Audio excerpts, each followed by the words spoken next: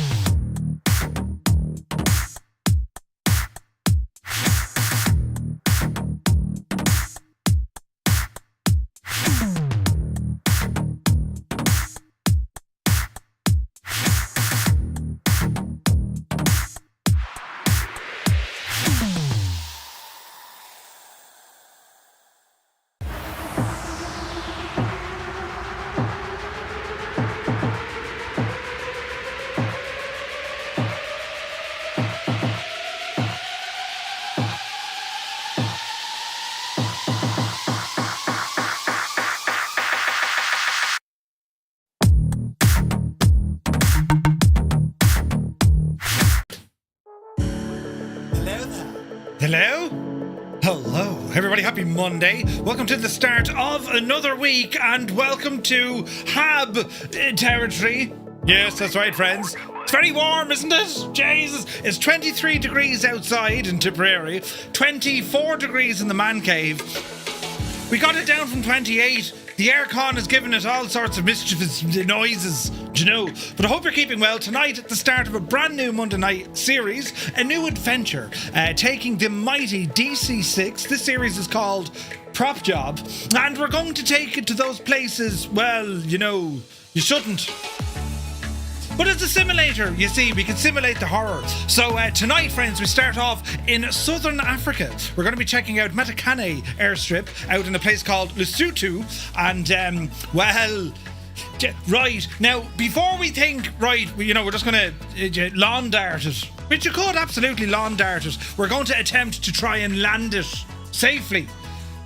Every drop of skill and, you know, that sort of stuff, luck as well, is going to be required during this series. Now, we've targeted this for the DC-6, but of course, you don't just have to fly the DC-6. You can use any aircraft you'd like, as with all our group flights. But for those of you who have the DC-6, it's going to be a chance to learn a little bit more about it, some of the technical stuff, and, well, just how good the machine actually is, because it is a superb aircraft in the sim. And well, as we mentioned, PMDG giving it a fresh lick of paint, making it compatible with 2024 as well. So hopefully there's a little bit more popularity, and we can hopefully convince PMDG to, you know what I'm saying, give it an owl version 2 there, lads, will you? You know, high fidelity visuals and all the jazz. Wouldn't that be great? Even a swing-tail variant for cargo. You wouldn't know your luck. But anyway, so we're going to be starting off on the ground here this evening from King Shaka International Airport, right out of the coast. And from here we head inland. Exclamation point route will give you the route. For those of you using Navigraph or indeed Little Nav Map, you won't find it, unless of course you download the flight plan. But these are Microsoft Flight Sim ICAO codes. Our destination tonight is actually FXME. It was actually the real world ICAO, but it's not used anymore. The airport only ever really used for kind of humanitarian and medical, and at one stage it did operate as a remote airstrip. But the airfield, it's perched atop a 500-foot cliff. It's going to be fine. But anyway, we're going to see what sort of trouble we can get into. Yeah, right. But anyway, hope you had a great weekend. I was flat out busy, and I mean flat out busy. A lot of work in the man cave, would you believe? Moses sent me a whole load of boxes. So remember I was complaining last week saying I had no room. Yeah, I've even less. So what we've done, I say we, because, well, the missus gave me a hand. We have mothballed.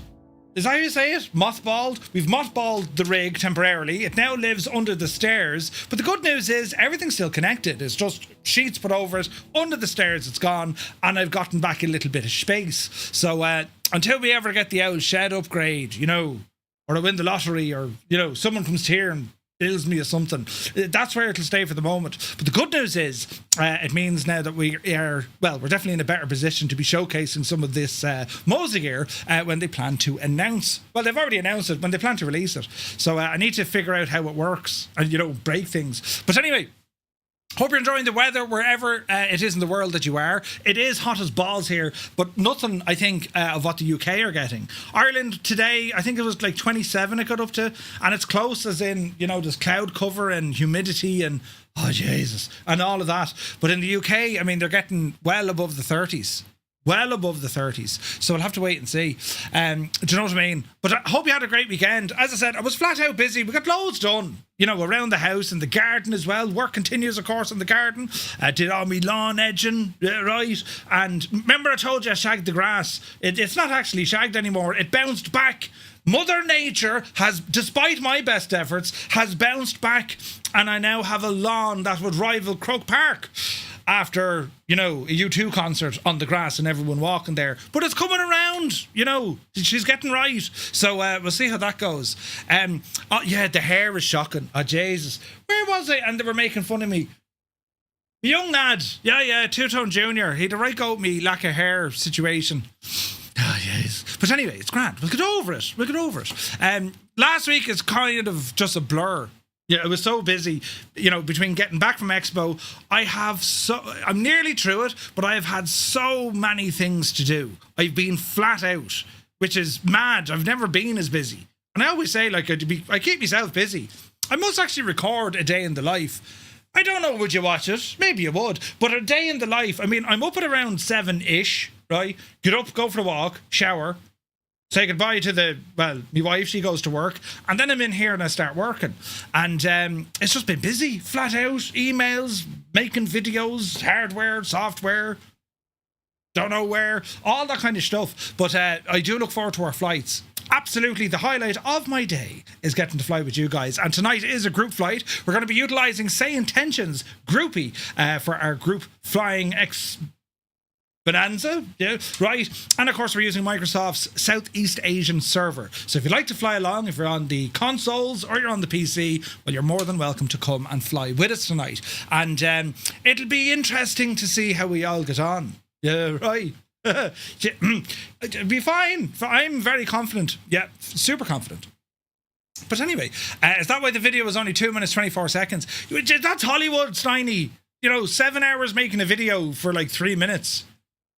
Do you like my trailer? I spent way do you know what actually delayed me? And I kind of, I didn't fix it. That video, it delayed me because I recorded it of the gaming PC, which I never do because I want better quality. So I'm using the 5090, and of course that's recording it with AV1 codecs. And Adobe Premiere, because it is what it is, doesn't like them very much, right? So I had to go off and get another bit of software to make it work. It worked, but you can't scrub. Now, I don't mean motion. Anyone who does video editing, you know when you scrub, you can't scrub the stuff. You have to render it all first. So anyway, it was Jesus. And then today, for the first time ever, I tried DaVinci Resolve. If any of you guys use DaVinci Resolve, it is absolutely incredible. Way faster, way more efficient on your PC, and it outputs stuff quicker than you could even say, Bijani then. Well, that's an exaggeration.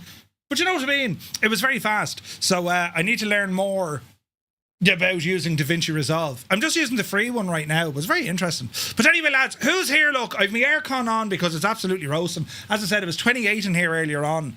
We got it down to about 24 now. But there's a good chance it's going to go up again, you know, because all my stuff is on. Right, everything's turned on. But look, who's here on this a Monday? Yes, the start of the week. We're well into summertime now, lads. APU Inspector, welcome aboard. Eamon is here. Fierce Wolf, looking fierce. And Wolfie, welcome aboard, buddy. Vacuum is in the house. Creo, a very good day to all in County Mayo. Jesus, what's the weather like out there? Is it lovely? Super Typhon is here. Many mechanical failures, prop strikes and wing strikes will be involved. Many, will be heard along with stuff that's clippable. I mean, I can't deny it. It's a recipe for disaster, this one. Viper Strike, good to see you, buddy. Hope you're well. Sumner is in the house in Milwaukee. Hope all is good. Muse Fan bursts in the door like Postman Pat, but not the one you know. Tier 3, look, for 63 months. Muse, thank you very, very much indeed, buddy. Hope you're well. How's the basin of water doing? Right. Now, let me see. Latcat is here. Welcome aboard. Who else? Filthy. Happy Monday. Hayden has rambled into the chat. Good day to you, sir. Hayden UK. I hope you're enjoying the weather. Mrs. TPHI has rambled in upside down, stating, hello, Murph and Fireflies. I can read upside down. Skills have no bounds. Mac Manser, good evening. Soaring AJ. AJH man, happy Monday. Malky Mac is in the house. Muse, thank you very much indeed, and welcome in. I see the comment. Spitfire RAF 100 has rambled in for 64 months, man. Thank you very, very much indeed. Krabby One is here. Good to see you, Krabby. Flipper Alloy, happy Monday. Malky, you're very welcome aboard. 98 Vulcan is in the house. Hope you're well. Let me see now. It's all... You're in Beer Town, says Sumner. Beer Town. Jesus. Can I come too? It sounds lovely. Right, Mugan is here. Good evening. Commander Balosh, he says, good evening from a 34 degrees. 34 degrees, Germany. Jeez. That's warm now, you know. Do you have an old paddling pool or something? Just fill the shower up with cold water and just, you know, right? Just dip your head in every now and again. Work wonders. Now, let me see. That's hot now. Retriever Neil, welcome aboard. Blinky is in the house. A good sticky evening. It is. Is that? Yeah, sure. I think it's the rain here, though. It's very cloudy outside all of a sudden. CP65, good evening. Hope you're well, buddy. Who else now? North Coast Mike, welcome aboard. Let me see here now. Jesus, the buttons, lads. This is complicated, the matter, because there's so many check-ins. People checking in. People checking out the check-in. Checking out the checking in. Yeah, that made more sense. But yeah, brilliant. Shuffle Shoes shuffles in. AJH John, happy Monday. Sunjammer is here. Good evening to you, buddy. Flyer10, welcome aboard. Briggsy is checking in from London. Is it London getting the worst of the hot weather, lads? I thought it was. Thought it was London. The Dameranian, good evening. A sweltering Cornwall, he says. Jesus. Bald Eagle is here. T-minus 8 working days until retirement. Fantastic news, buddy. 8 days, right? What are you going to do for the first day? Do nothing. Stay in bed all day, right? Order pizza for breakfast. You can do these things when you get retired. This is brilliant news. 98 Vulcan, thank you for 60 in a row. Cheers, bud. Belbro is here. It's been ages since I flew this magnificent beauty. Just hoping I'll get her down in one piece. Oh, yeah. It's such a great plane, the DC-6. Memphis Don is here, good evening. Linny Bobbins, 'tis herself. You're very welcome aboard. Uniform Goose is here. Good day, Goose. Happy Monday. Airlock Doc, evening. Sizzling 31 degrees at 9 p.m. Send ice. Ice is on the way. It'll be water by the time it gets to you. Bring a straw. poor old Divil Airlock. Olsen, good evening. Sim Guy is here from Ohio. Welcome aboard. Hello from Tipperary. Daddy Plump, good evening. Two dogs. Hope all is well. Happy summertime and wintertime. Indeed, crappy one. Stu Snape is here, tier 3 for 17 months. Jesus. He says nearly a year and a half subscribed. Where has the time gone? Stu, I hope you had an awesome weekend, entertaining some buddies, right? But we didn't see pictures of them, or in fact can actually ascertain that you were out, so therefore you stayed inside on your own and you played something else. The Sims. Yeah, that's, never let the truth get in the way of a rumour. But thank you very, very much indeed, buddy. Great to see you. Old Veteran is in the house. Happy Monday, everyone. For those in the heat, hope you can find some water or air conditioning. Scott is like, that's not hot weather. He lives in Texas. It's literally on fire. But Scott, it's good to see you. Now, let me see. 22 degrees for Super Typhon. Well, that's not too bad. It's hot, but it's not too bad. It's you can work in that. But yes, Crafty, hope you're well, buddy. Who else come in the door here now? Tarnish Mossman, 27 degrees in Liverpool. Jesus. Where's this now? Mr. TPHI says, don't worry, I won't be finding the DC6. Get it. You know you want it. You can get a pink livery for it in Everton. Right. Still not bought the DC6 yet, says Stu Snape. Jeez. Stu, come on out of that. Just grab it now. By the time you have it bought and installed, Jesus. There's Mr. Two-Tone out walking in front of the aircon. It's fierce hot in the house. 25 degrees. I must put a camera up on that. Jesus. Flying Tritz is here. Good evening. Stu is here. Yeah, I know, Zith. WTF, Stu. Zith. Did I say Stu is here and it was Zith? That's because I was trying not to read out the 3 letters that brought in. Maybe they're all, it's an acronym for something. Why the fluke stood there until you need to fill in the rest of it. Jesus. Right, now let's have a look. Flying Tritz, thank you for 3 in a row. Billy is in the house. Billy, hope you're well, buddy. Let's have a look. Toto, 24.95, has rambled in. Good evening to yourself and Mrs. Toto. Hope you're well. John C., good evening. Frankenstein, of course, is here. Steiny, good to see you, buddy. Heisenberg has rambled into the chat. A very happy Monday to you, my dude. John C., good to see you for the second time. Now, checking in from Liverpool is Tarnish, good man. Flo is acting up again on Muse fan. Jesus. Shouted at Muse fan, come and tolerate our heat. I don't know how you do it. Strap21 is here. Hola. Hope you're well, buddy. Zybok Doc calling from Denmark. Hello from Tipperary. Good to see you, buddy. Frequency is here. Good evening to you. We had the mother of all storms over an hour of constant thunder and lightning, says Stu. Jesus. Down your neck in the parish. Interesting. Grass grows better than his hair. Thanks, Scott. Jeez, right. 5 minutes in. Yeah, terrible. Briggsy, good to see you. Just bought the Phenom, good man yourself, and the thing lands itself in emergencies. Also, have you seen the camera tool Spotty by RK Software? Looks cool. I've looked at it, but I haven't experimented with it yet. But I have looked at it. Now let me see. Yeah, that Phenom, that's so good, so good. Fiber Strike says, Murph, I just saw some red deer eat all your crops in the garden. Do we have red deer in Ireland? We have white-tailed deer, I think. Wait until the mole arrives and you get out the shotgun. I'm telling you, there'll be no moles in this garden now, I can tell you. Flying Tritz is here. It's supposed to be 39 degrees tomorrow. Just stay in the bath. Just fill it up with cold water. Stay in the bath. That'll do you. Now, let me see. Pico is here. Good evening. Malky says, just tell him it's genetic, Murph. That'll stop him laughing. Very good. Yeah, see it. Yeah, it's in your future. Wow. Bald. Brilliant. The Impossible Face is here. It's offensively close here. I've decamped to the bedroom, and as I don't have air conditioning, it's 3 degrees colder. Oh, Jesus. Right. 7-ish is sleeping in, says Mr. TPHI. Well, where's this now? Where the heck is that? I typed in South Jersey. Artesia. Heisenberg, where are you at? You're in another country. Murph, busy with the kitchen Reno. Let's not mention the kitchen. Where is this now? Oh, the M600. I was thinking Autoland, Briggsy. I was like, are you sure about that? But no, that's what it is. But yes, now let me see. 7 a.m, that's late up at 4:30. Dogs out for a walk, back shower, dress and go to work. Hang on a second now. I don't see the labba until about 1 o'clock in the morning. I work off about 6 hours kip. Sometimes I'm lucky I get 7. Sometimes, though, usually, I get about 5 hours. Do you know, and then I have to find myself needing a lovely man. A mid-afternoon nap the next day. I should have really kind of started with the explanation, you know. Anyway, Flying Tonight says, happy Monday. Welcome aboard, buddy. Good to see you. Where is this now?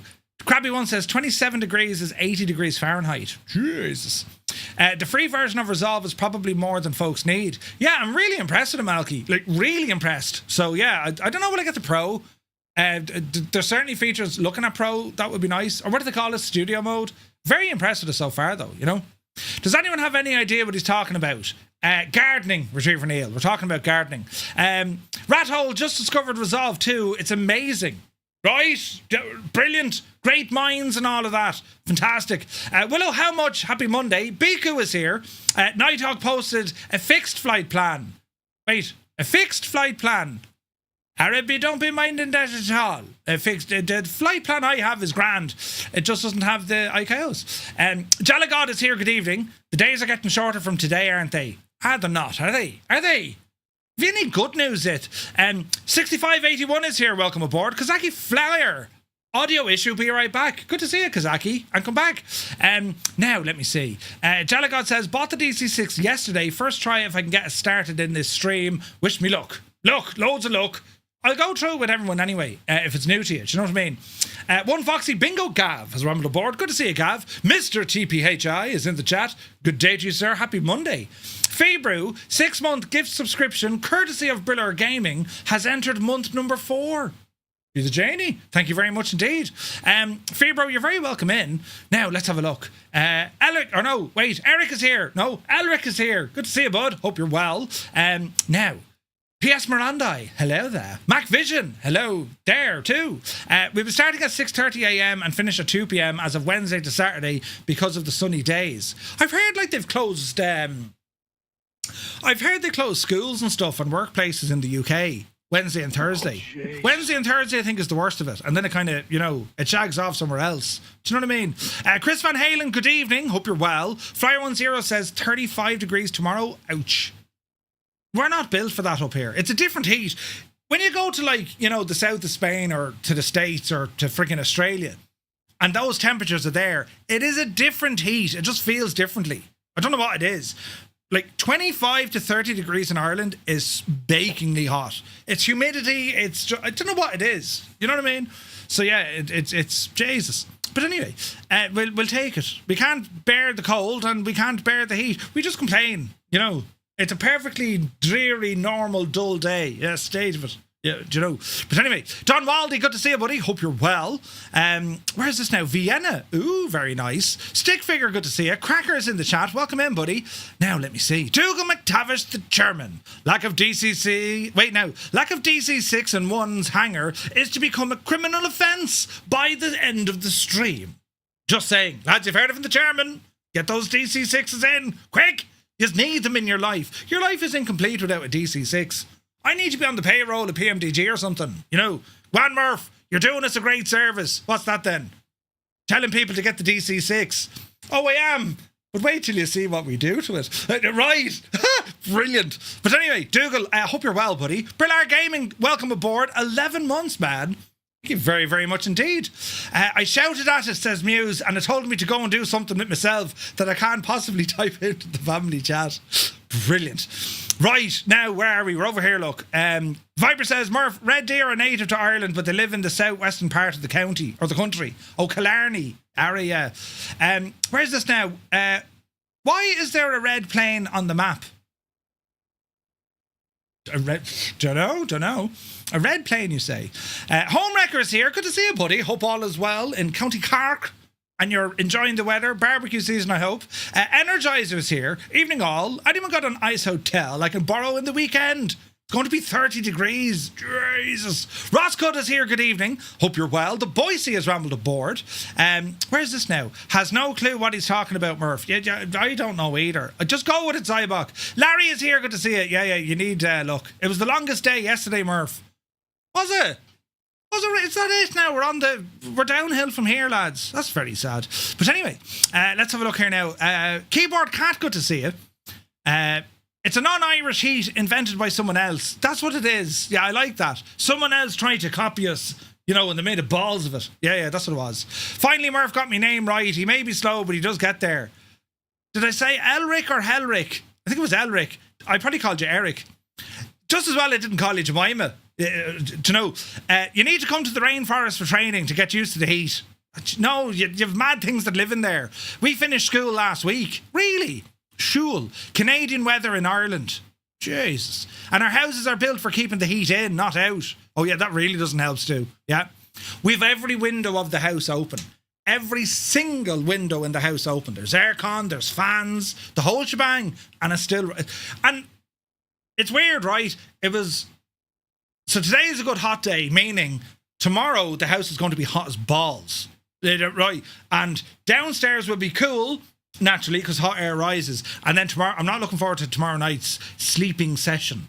Yeah, the window wide open. I'll be hanging out the window. There's a good hard mental image of that. I'm just saying, right. But anyway, UTB is here. Good to see you. There was a place in Norway yesterday. It had -2 in the evening. I've never felt so jealous before. -2. Paparazzi is here. It's also Paparazzi's birthday. 59 months. Paparazzi, thank you very much indeed. Lads, do be sure to say happy birthday to Paparazzi. Another year older, another year wiser. Right? Now, I think the red plane is on the check-in map. Oh, it's a pink plane. But yes, aircon on, windows open is the way to go. Yes, it makes total sense.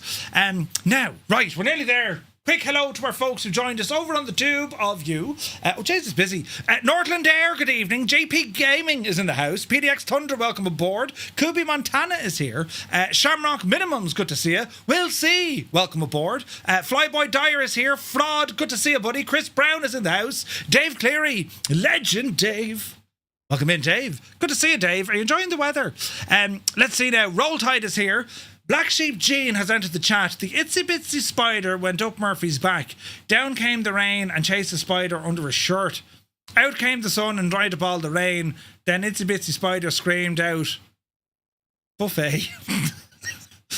Jean, words and Dinner Dan. No, Diner Dan is here. Dinner Dan. Is it your Dinner Dan? Diner Dan, good evening. Slancha, hope you're well, buddy. I used the wing control discount yesterday. You got the throttle 32, the radio ECAM, the auto brake gear panel, and transponder.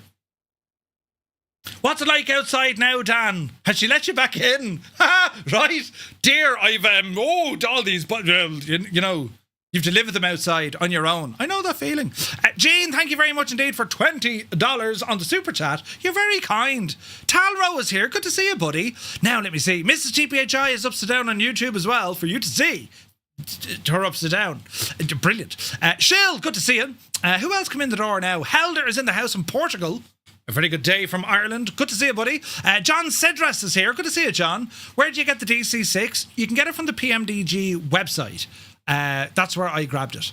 James Waters is here. Practically Geek is in the house. Good to see you, buddy. Dave Cleary, yeah, it's hot as balls, isn't it? Hab. Zith, test. I can see your test. Now, I wonder is Zith using like voice command because he's sitting in the bath. Time for a fuel check, right? Well done, Twitch. We can finally delete our own comments, or at least mods can delete our own comments. Could you not delete your comments before? No? I live on my own, but I'm still married, so I can buy and build whatever I want. On yourself, Dan. Just mods can do it. Zith is sitting in an ice bath. Let it go. When does it come out for console? I've no idea. I'd say a couple of weeks, I'm sure. You know what I mean? But we'll see what happens. Right, will we ramble over and have a look at this machine and get her flight started? Yes. Welcome to this side of my screen. Oh, Jesus. That mic arm does be fierce tight. Right, lads, here we are with our magnificent Douglas DC-6.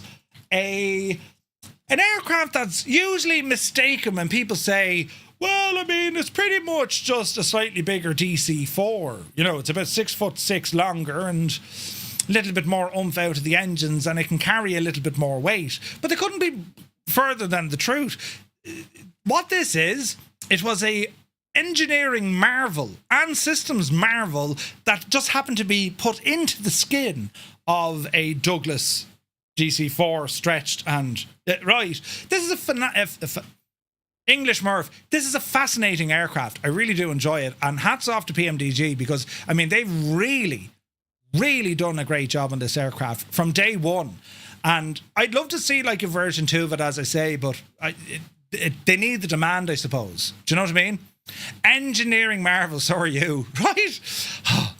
It's exactly the same, but totally different. Yeah, it's nuts what they've done here, right?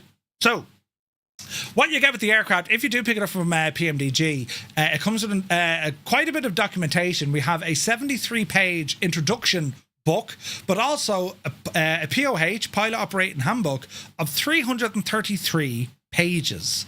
There is a lot of information here to teach you and make you understand what does what, how does it work, why does it work in the first place, and so on, right? So, what we have here, it's a 4-engine, piston-driven aircraft. The landing gear is revolutionary at its time because it ran off 2 independent systems that could actually be worked at the same time, an electrical and a hydraulic system. When it comes to the electrical system of the aircraft, this is where the thing became, next level. It had heavy competition, of course, as we all know. The Connie was out doing its thing. The aircraft, it did fly not with the designation of Air Force One, but it did fly Harry Truman, amongst others, right? This is a beautiful aircraft. We have it in a passenger or indeed a cargo configuration. And the differences over this, we say in the DC-4, as I mentioned, it was slightly longer. It was pressurized, right? It had a better range and way better maximum takeoff weight. Effectively, the DC-4 thinks its max load was about 70,000 pounds. DC-6 is about 90,000 pounds. Like, this thing could haul ass.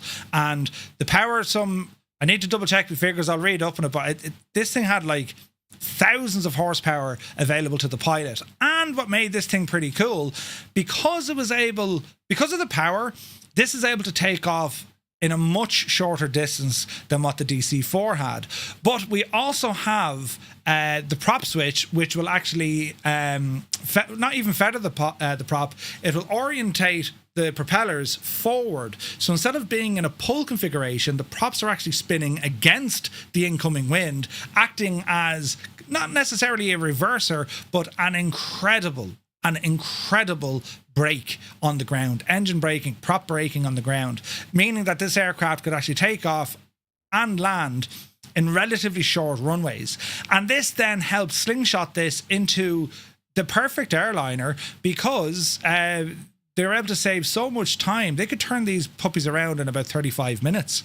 Back in the day, right? United flew a ton of these. There's a great kind of product showcase video from the 1950s from United, and it's showing this very aircraft flying from LA over to Chicago and then went on to New York. Fascinating how the crew managed it. Now, the crew, it is a crew of 3, pilot, co-pilot and engineer. And what PMDG have done to make our life easier, well, they've given us a artificial flight engineer. Effectively, this is an automated feature that will look after certain phases of flight or certain phases of the aircraft during flight, so we just don't have to worry about it. All right. I will say the DC-6 operated in a number of countries. It turned out, from the passenger perspective, because the jet age came running after this thing fairly quick, the DC-6 continued on as one of the finest cargo aircraft the world has ever seen. And of course, we all know the Douglas Aircraft Company, Douglas. You're looking at this thinking, this kind of looks familiar-ish. I mean, the design inspiration, of course, all the way back to the iconic DC-1, but of course we can see some of the DC-3 on this aircraft as well, as we can see the likes of the DC-4. So yeah, it's early development and first flights, all in and around the Second World War, and as I said, from the late 1940s on into the 1950s, this thing was very popular. Had a couple of issues, but it was very, very popular. The landing gear, as I said, very unique design, and it also utilizes this kind of air-cooled system that can be heated in order to act as an anti-ice or de-ice, I suppose, with the snoops, right? But as I said, the aircraft was pressurized. It just had phenomenal capabilities. Phenomenal capabilities. These beautiful Pratt & Whitney Wasp engines, piston engines, absolutely gorgeous, providing all sorts of thrust. I think it's 9,000 horsepower is available to the pilot. I think. At the time, there was more power available in this aircraft than any freight train on rail. Put that into perspective, right? Yes, very much Wild Moo Queen. Good to see you, buddy. It was involved in the Berlin airlift. Yes. All sorts of thrust, you say. How did I know? I mean, I know there has to be certain words I can't say, right? And that's one of them. It's the GPHI. Put the phone on the mantelpiece. Right, anyway. This is where it gets a little bit confusing. I invite you into the flight deck, the cockpit, and you might say, there's buttons here, lads. There are many buttons, but don't let them worry you, because, well, a lot of them are actually doubled up. As I said, the aircraft was flown by a pilot, a co-pilot, and a flight engineer who sat in this little seat here, and his job was ensuring the mixture, the carb air, and, of course, the propeller RPM, which these are controlled magnetically outside of your main kind of prop switch, and he was keeping an eye on how the synchronization between the four engines, the barrow pressure, your main pressure, your manifold pressure, and your RPMs were all doing their thing. Plus, you had to keep an eye on the cylinder head temperature and also on the carburetor temperature. And just to give you an idea, as I said, these massive engines, the carburetor alone on one of these engines is about the size of a conventional engine. Just the carburetor on these engines. They're a big, massive machine, right? So in terms of flying it, well, what do we need to worry about? Yes, we have 4 engines, but we'll have them all 1, 2, or 4 throttles. It's up to you, right? The mixture system, these are our red switches here, so they'll pretty much stay in auto rich until we need to put them into auto lean, right? Next to those, this is for our carburetor air. This is how we can put warm air in on top of the carburetors to make sure that they don't freeze up. And we monitor those by our 2 little dials here. All right. Most of the dials that we have, you'll probably have 2 of most dials. So, for example, we have on this 4 individual torque, effectively, right? Your BMEP. You have 4 individuals, 1 for each engine. However, then we go down to the manifold pressure. Engine 1 and 2 are on this, and engines 3 and 4 are over there. Come down to the prop, same story. 1 and 2 are here, 3 and 4 are there. Then you have your flap position, and then we're back down to where we were. We can see water pressure, cylinder head temperature, water pressure on the right side, and then your carb air. We have oil temperature, 4 engines, 2 dials, oil pressure, 4 engines, 2 dials, and fuel pressure. All right? Right. And then the co-pilot has his own, same crack again, standard 6-pack plus navigational options as well. Transponder is located just above your left knee. That's a transponder, that works, right? The tiller isn't modelled on this. We can use our pedals. First things first, before we go anywhere, if you try and move your controls, you say, they're not working. So we will unlock the control lock, thus releasing our flight controls, and also we can see the movement of our throttles. There's no restriction. All right, so we're going to put our prop handle fully forward. That's the white guy right here, right? Now, looking on top of where the throttles are, these are pretty much set them and forget them for most flights. However, some of them, you have the ability to change what fuel tanks, but you also have the ability to cross-feed and fill your main tanks from auxiliary tanks. So to do this, we're going to go onto the main tanks. Click these guys all the way forward. They're now operating off our main fuel tanks. If we wanted to go into a cross-feed, this is how we do it. We would cross-feed engines 3 and 4 into 2 and 3, or vice versa, 1 and 2 into 3 and 4. All right? That's the main thing we need to worry about here. On the lowest part, 3 things that are important. I'll get rid of that jump seat. First up, we have the flap handle. Self-explanatory. And then we have this hydraulic master switch. That's for your hydraulics. Make sure it's in the on position, which is fully down. You have your landing gear handle, the big red fella. And beside that, you have the landing gear warning horn. So when you're coming in for approach and you're going to bring the power right back, you'll hear this beep. Press the button, you no longer hear the beep. And then last but not least, we have the autopilot master switch. It's not a toggle switch. This is the master switch. So basically, we go up to our our gyro pilot, and you would then engage it. So gyro pilot on. Then you would engage the master switch, and after that you can go into altitude control, and then you can use your turn and also pitch. Rudder, aileron and elevator pitches. That's how you can turn and move around. And she's well capable of following VOR as well. We do have a GPS on board, so we can actually get it to follow more. And if you have something like the GTN 750, well, that works absolutely fine. In fact, if you want to fly this on VATSIM and do sits and stars, provided you know the aircraft is able to do it, speed and altitude, you absolutely can. I've flown this on VATSIM before. All right. So that's the main ticket inside here in the flight deck, from what's in front of us and what's just below us. Above us is where this gets a little bit more tricky, but again, it's not too bad. Over on our left hand side, straight above us, we have some external lights. We also have our radome heat or anti-icing, and then we have all our fire detection switches. That's where they go, right? Our heater extinguishers, and then we have our O2 blasts here as well. You don't need to be worrying about them on your first couple of flights. It's more, you know, go exploring them when you want to really dive into the aircraft itself. Next to that, we have a number of heaters. So the aircraft can operate in all sorts of temperatures. We have we have a heating crossfeed. We have a fuel and ignition selector for heating. So cabin, tail, ignition, wings. And these are powered usually by the number 3 engine. Most of the systems are powered by the number 3 engine. We have the what else do we have? This needs to be down. Cabin heater master, airfoil heater master, prop de-icer, and then your carburetor de-icer. You get most planes have it. If you do get ice build up in your carburetor, you're in trouble. So you need to de-ice that quickly. Above that, then we can see a few more things. We can see the cabin heater, so you're going to see the temperature. You're going to see the wing heat temperature, the cabin tail, and then your wings. All to do thinking along the lines of heat control. All right. Across the front of the overhead, we have our external lights. This is our landing lights. We have to extend or retract, and then we turn them on or off. That's what they do. Then we have our cowl flaps. The cowl flaps will allow the very hot air get out of the way of the engine, thus allowing them to run a little bit cooler. Or you would close the cowl flaps and the engines will run hotter.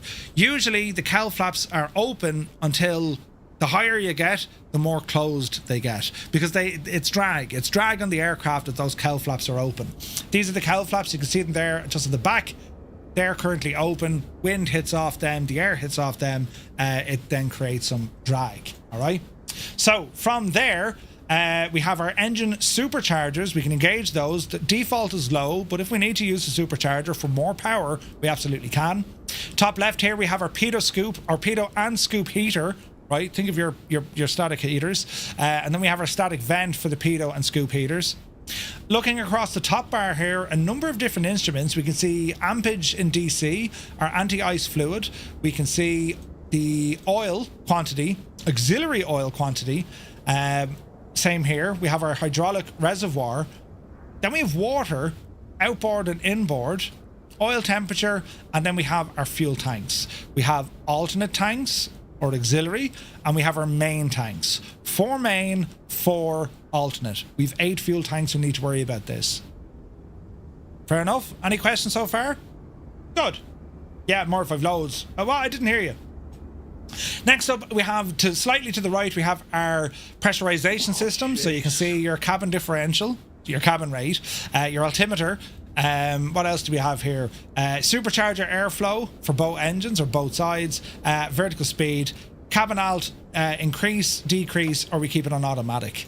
Keep it on automatic for the moment. Far right hand side, electrical instruments giving us a readout on DC and AC. You can see our DC voltage, AC voltage, and then our amps. Above that, we have temperature control. Cabin temperature, and a thermometer. Any questions so far? We good? We good? Aye, super. Now, next panel up. We were nearly there. This is basically the nuts and bolts of our engine start and shut down. Left-hand side of the panel, we have all these external lights. So this is where you put on your entrance lights, your position lights, no smoking, beacon light. They're all there on the left-hand side. All these other switches, see all these guys here? These are all your interior lights. There are many different switches for all the different lights. And this thing flying at nighttime is a beautiful experience. It's an amazing experience, right? Vince saying, thank you for the follow. So as we look at the bottom here, we have a couple of more options. We have more lighting, engine instruments. We have our auto feather for each prop has its own auto feather, right? And we want to make sure these are all pulled back. We don't want to feather the props unless we're shutting down the engine. Something that's quite unique of the DC-6, 4 engines. She's actually capable of climbing with just 3 engines if you had one shut down, and it's able to maintain safe level flight with just 2 engines. They're very powerful, right? So if we got in trouble and we had to shut down an engine, we're still relatively okay. The aircraft is still able to climb. If we lose 2 engines, we should be able to maintain flight. If we lose 3 engines, well, we start drawing straws for the parachutes. Anyway, moving on. We have the automatic feathering master switch. It's either going to auto, off, or reset. Keep it in off. We have our engine mag switches. We have 2 magnetos per engine, a left and a right per engine, right? Cruise speed on this will comfortably hit about 230, 240 knots. We probably won't push it as much, right? Stu Snape says, I am not the only person in this community who doesn't own this yet I get the brunt of the disgrace. Yeah, but we know you. I mean, mates, you know, that's what we do, you know. Shame, the shame. But anyway, these are our mag switches. And then as we move up, we have our generators. So naturally, once the engines are running, we can divert the power for the generators to recycle it. So it's recharging the battery, and we can run our electric systems off the generator rather than burning the battery. We have our engine start switches. So this might look a little bit confusing. You have your engine selector, this little switch here, and you have engines 1, 2, 3, 4, and then the off position. So it's your engine selector. So if you want to start the aircraft, you got to tell it, well, I want that engine first, right? Time to pull the big switch. Dan the Sim Man, thank you very much indeed. Cheers for the raid, buddy. Stu Snape, come back, Stu. You were loads of fun. So you start the engine, you prime it, and then you boost it. Start, prime, boost. And when you start it, the flight engineer, you'll hear him going, counting down 3, 6, 9, 12. We prime on 9, we boost on 12, and it should fire up. All right? Myself. Next up, we have the inverters, and we have our engine instruments. So think of your electrical system. Once your gens are on, flick on the inverters, or indeed you can do it off the battery, and it's just putting in power into them. You have a crash bar here to make life easier. That's all it is. All right? So you do have a crash bar here. That's what that is. Or you go gens one after the other. It's a controlled power off. It's down for emergency shut off. More modern aircraft, they literally have a dead man switch. It's called a dead man switch. The big red button, you kick that, it's off. All right. In this case, this is as close as you're going to get to a dead man switch for your generators. All right. We also have our emergency instrument power and instrument lighting. That turns on your emergency lights. What else do we have then? We have our main fuel boosters. You have high, off, or low, one for each of your engines. And then you have your alternate fuel booster pumps. If you select your fuel tanks to be the alternate tanks, you use the alternate fuel booster pumps. If you use the main, you use the main. Are we happy enough? Right. Next up, more lights. And then finally, up the very top of the parish, what we can see, we have a number of circuit breakers, oil dilution, third crew member map light, your auxiliary oil tank selector. We'll leave it off in the moment. We do have our ground operation, like these are like emergency switches. Don't bother with them for the minute. Prop de-ice and a meter switch. Don't worry about that. But then you have these water injection pumps. Your water injection pumps, think of this as like a water injected boost when you want to take off. It's extra power. So if you're in a very short airfield, a very short strip, you could use the water injection pumps in addition of the superchargers to give this thing all sorts of BJanie. That's the technical term if you're wondering. Now finally, the last bit of the jigsaw, lads, actually lives behind us, because this, friends, is where the main circuit breakers live.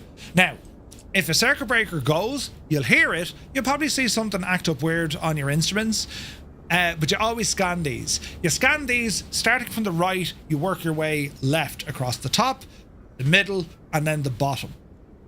Alright? Happy enough? And the reason why we start at the right and go left, as us folk on this part of the globe, we're trained to read from left to right, meaning we glance fast, the brain picks it up fairly quick. We could overlook something. If you start on the right and you move your eyes left, the brain has to scan. It's working twice as hard. That's why we go that way, because you'll spot it easier moving along. Try it. You'll notice your eyes moving slower right to left than they would left to right. So they're all looking good. So we have an EFB. Inside here we have our ramp manager. These are our external items. These are the aircraft access, like doors and whatnot. You do have the cheat buttons, cold and dark, ready for start, ready for taxi. Deadly, right? And we also have our cockpit lighting. Next up we have our fuel and our payload manager. I'm going to just top up the fuel on this. Gives about £20,000. Gives about £22,500. Want a bit of fuel everywhere. All right. Next up then we have the this is where you can put in your cargo weights. You can enter in all the dead weights, or you can put them in manually. You do all that here. Number of passengers, number of pounds, all this. Next thing we have the artificial flight engineer. Basically you can turn on any of these, and this is where the automatic or the artificial flight engineer, well, he'll look after everything for you. He'll be able to start the aircraft, he'll be able to get it into action, he can look after your departure. They can do everything when it comes to the engine and systems management. That's where that lives. You can have it on, and then you're able to watch, and you'll see all the switches, and you'll hear what they're doing. I'm at the stage where I like flying without it now. Danger, but you know, it's entirely up to you. The maintenance manager, we need to watch this. So we flew this aircraft the other day. Engine hours, we got about 2 hours on our engines, and our engine oil quantity. So we're down to 33. I'm going to top these back up to 35. Water and alcohol, we used water the last time because we did a water takeoff, a water injected takeoff, right? Auxiliary oil quantity and our anti-ice fluid is all there, and our total airframe hours, we've only about 8 hours on this. If we go then into the engine stress visualizer, this is what we're going to be playing against as we're flying, right? Basically, we need these guys in all the green when we're flying. You're allowed to have a little bit of kind of moderate stress, even high stress, especially during takeoff, but you want to dive it back a little bit, all right? So that's like the mini game, but that's how we know that we're not worrying about excessive overboost. Our mixture isn't too lean. The engine RPM isn't too high. We're not burning the crap out of the cylinders. The carbs aren't roasting. Oil temperature's okay, and oil pressure is within normal. If we don't look after the aircraft, it starts to fail. Engines, performance, it all goes out the window. So we need to keep an eye on this. If you don't want to go with any of these options, come into your options here, and you can turn things on or off. Realistic engine damage, realistic start, realistic circuit break failure, all of this stuff, right? So I'm going to turn them on. Sim rate, leave it be, and then we have the Asobo GNS 430. We can get rid of the GPS and just fly this with your Bendix King radios. Are we happy enough? And then we have our auto brightness here as well. Right, let's get this machine into action. We are on the ground power unit. Turn that on, and we should have some doors open.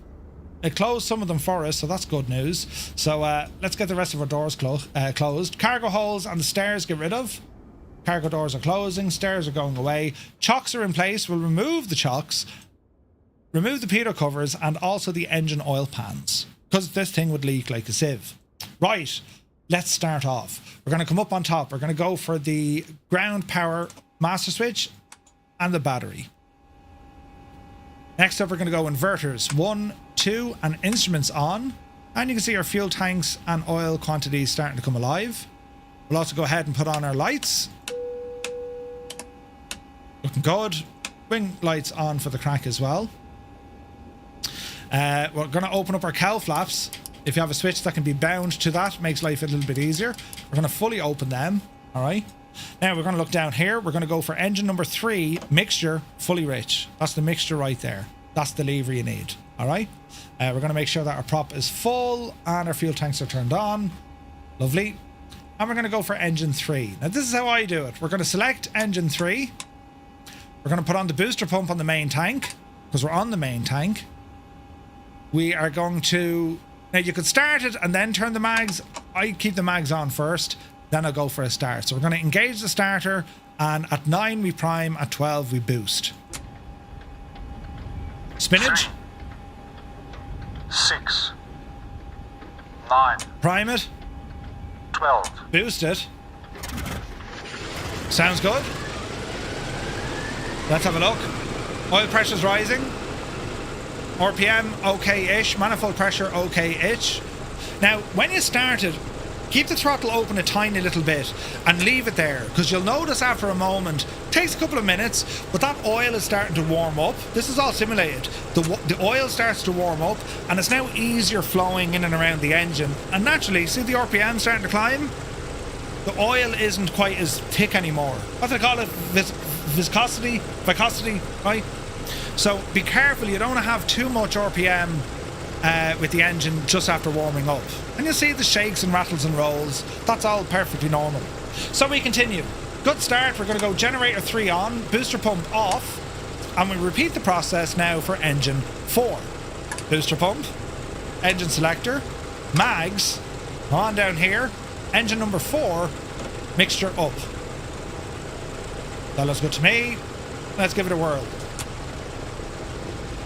3, 6, 9. There's the boost. 12. Good spin. Oil pressure's rising, temperature's coming up, RPM. Now see the difference? So again, that'll take a moment to warm up and just get that little bit more fluid. Oh, I almost forgot. This is a button I only realised was there after flying the plane for 5 years. I'm terribly embarrassed. This switch here will turn the propellers. They'll rotate a little bit, so instead of like cutting into the wind to kind of pull the plane forward, they turn and kind of push away from the wind. Effectively your brakes are reverser, right? Right, number 4 is good. Generator coming on, booster pump off, and now we're going to go with engine 1. Engine 1 booster pump, engine 1 selector, mixture for number 1, mags on, and let's give it a blast. 3. Pretty much beta 6. mode, yeah. Pretty much beta. 9. 12. There's spinach out the left. Good sound. Again, oil pressure coming up. RPM coming up. And if you have a look at 3 and 4 now, they're set to the same, but 3 is just going to be that little bit better. Malky, I don't think that actually had the power to propel the aircraft. I could be wrong. We'll try it now in a minute. I think in the sim you can do it. But reading the manual, I wasn't sure if you could do that. Maybe you could do it. Engine 1 is up. We're going to turn on the generator. And we'll repeat the process for number 3. One down here. Now, you can just use the artificial flight engineer. Not a bother. The DC-6 could just power back on flat ground. I was thinking that. I don't think it was that powerful. It'll stop you very quickly, but wasn't sure about kind of backing you up, you know. Right, let's go for start number 2. 3, 6, 9. 9 and 12. Spinach. Good sound. Oil pressure rising. RPM is looking good. You see it drop off.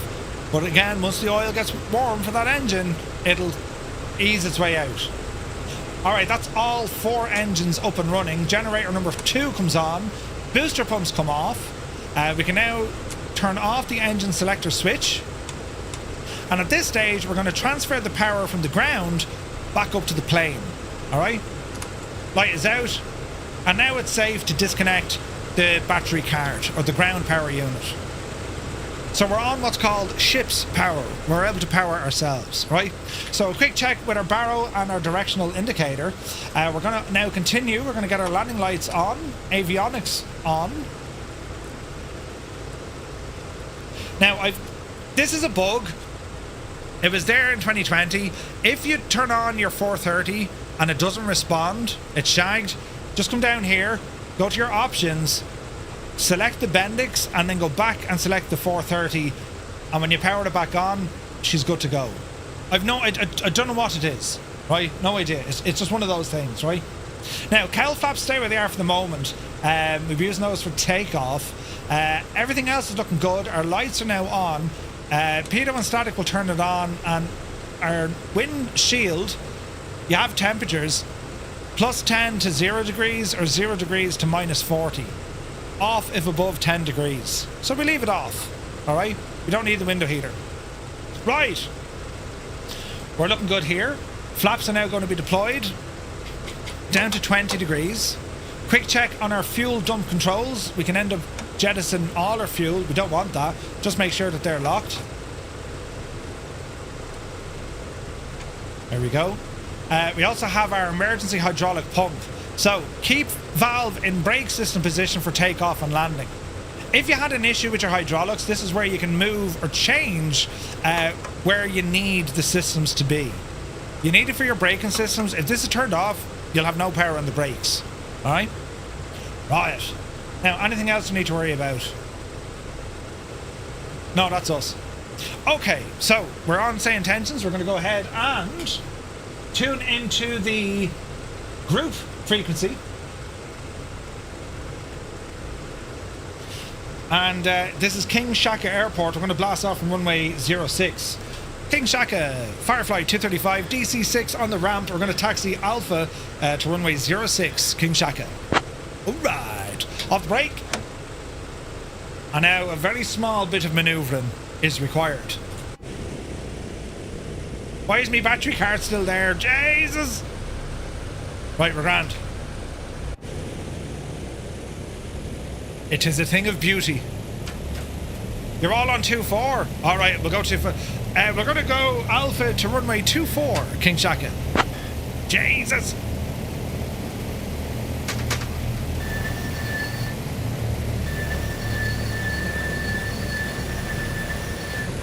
Well, our brakes are working.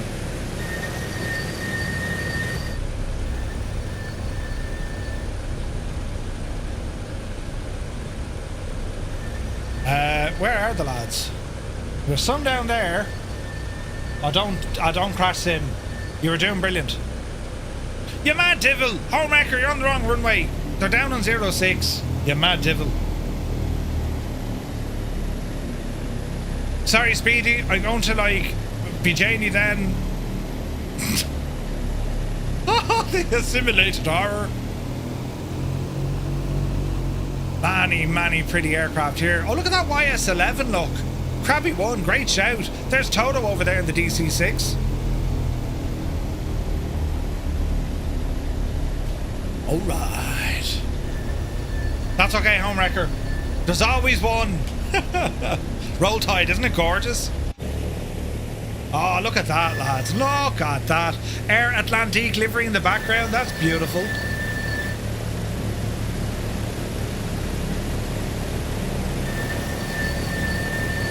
Newsfan has no nose wheel steering. Oh, Jesus. Wait, now, can I go this way? Oh, that's Bravo. Stay going.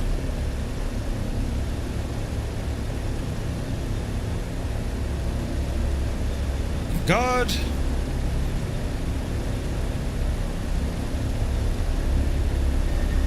And we'll hang our right. Wind is variable at 1 knot. Yeah, that'll do. Yeah, Homewreckers, there we are. Should be grand. Newsfan, how do you not have nose wheel steering, you big idiot? Transponder needs to come on. That's looking good. Man, so many aircraft here. Look how cool this is. Do we have many pilots with us tonight on Groupie, lads? Easy does it.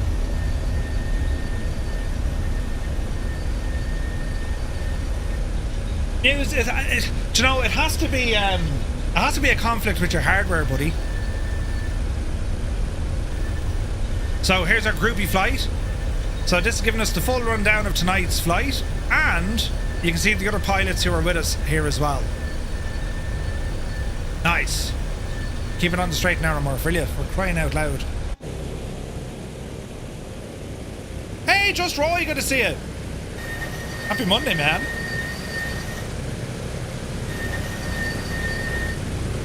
I think the brakes are a little bit loud. It'd be great if they got those fixed. Now we're going to get a bit of stutterage because there's a lot of aircraft here, but hopefully the performance runs well tonight. Hopefully. Alright, quick check on our flight controls. Good. Now, taking off on this aircraft, we're going to learn all about landing it, but taking off on this aircraft, you got to be careful. It's not like a conventional airliner. You don't like rotate and go all the way up. This one, think of it like a DC-3. Once you get airborne, a gentle climb, but then keep the nose down to get your speed up. Right? Sounds like they need some WD-40. Yeah. Mrs. GPHI, I'm telling you, your life is not complete until you have one of these planes. You need a DC-6. Look at the engine shaking and vibrating and everything. Ooh. Easy now. Are you flying on FS Hub as well? I see lots of planes at the airport. Oh yeah, Jesus, why didn't I turn that on? But man, the landing rate monitor. Alright, we'll jump the queue here. Oh, there's a wild Duke of McTavish, look. Brilliant. And King Shaka traffic. Firefly 235, lining up runway 06, departure to the northwest. King Shaka. Alright. Don't mind me, lads. I'm just going to jump ahead of you. Totally super realistic. There is a free DC-4 available. There is. But it's not on par with this. It's very nice, but it's nowhere near this. This thing is excellent. Alright, hold position. Brakes on. 5x5. We're going to bring our manifold pressure up to 30. Let the engine stable. Alright, flaps are set. Squawk is set. On runway 6 remaining. 1,700 feet. Off the brakes. Let's roll. No conflicts. Rudder paddles are only set to rudder and nose wheel access. I wonder, is there a button to... There should be a button. Did you hit the rudder, toggle rudder button, Muse? Alright, airspeed live 60.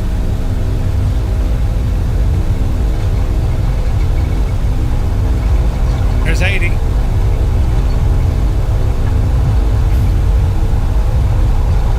100. We're getting light now. Gently start pulling back in the stick. 110.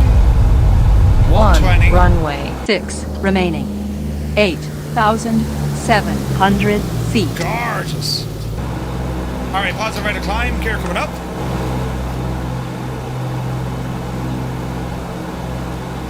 Easy. Speed 130. Flaps coming up.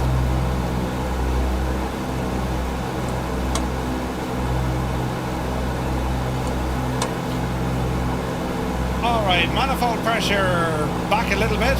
RPM back a little bit. And that'll actually help us with our speed.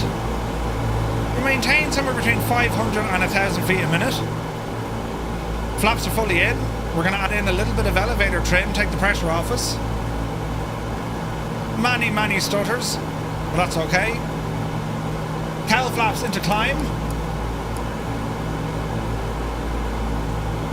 Look at that C160. Alright, speed 170. Looking good, Febro. Beautiful views. Alright, bang to the left. So our first leg, 134 nautical miles on a heading of 335 degrees. There's just something majestic and romantic about the DC-6. It just is. I can't explain it. It's friggin' beautiful.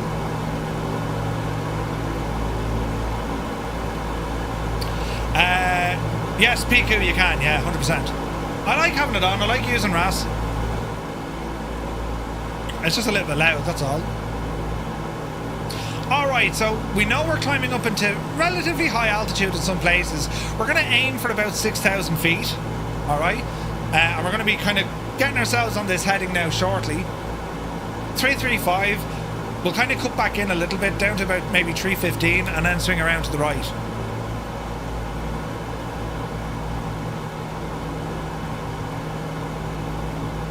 Easy now. Right, I was saying that to the lads about payment. They're kind of scratching their heads because PayPal, you don't need to have PayPal in order to use it. You can just pay via credit card through PayPal. Or at least that's the understanding. Do you know what I mean? Alright, coming up on 3,000 feet. RPM-ish, okay. Manifold pressure-ish, okay. Our engine's probably not the happiest. Let's have a look at the engine stress. So our carb temperature is very low. Alright, we'll address that now in a moment. So we'll continue to climb. Let's have a look at our carb temperature, lads. So see the way it's in the yellow? So we need to fix that. So to fix that, we're going to move these lads up the road a bit. So we're going to bring roughly there. All four of them. And now we wait. Okay, 1 and 2 are going green. 3 and 4 are going green. Keep an eye on 1, we don't overshoot it into the red. Good and good. Let's have a look.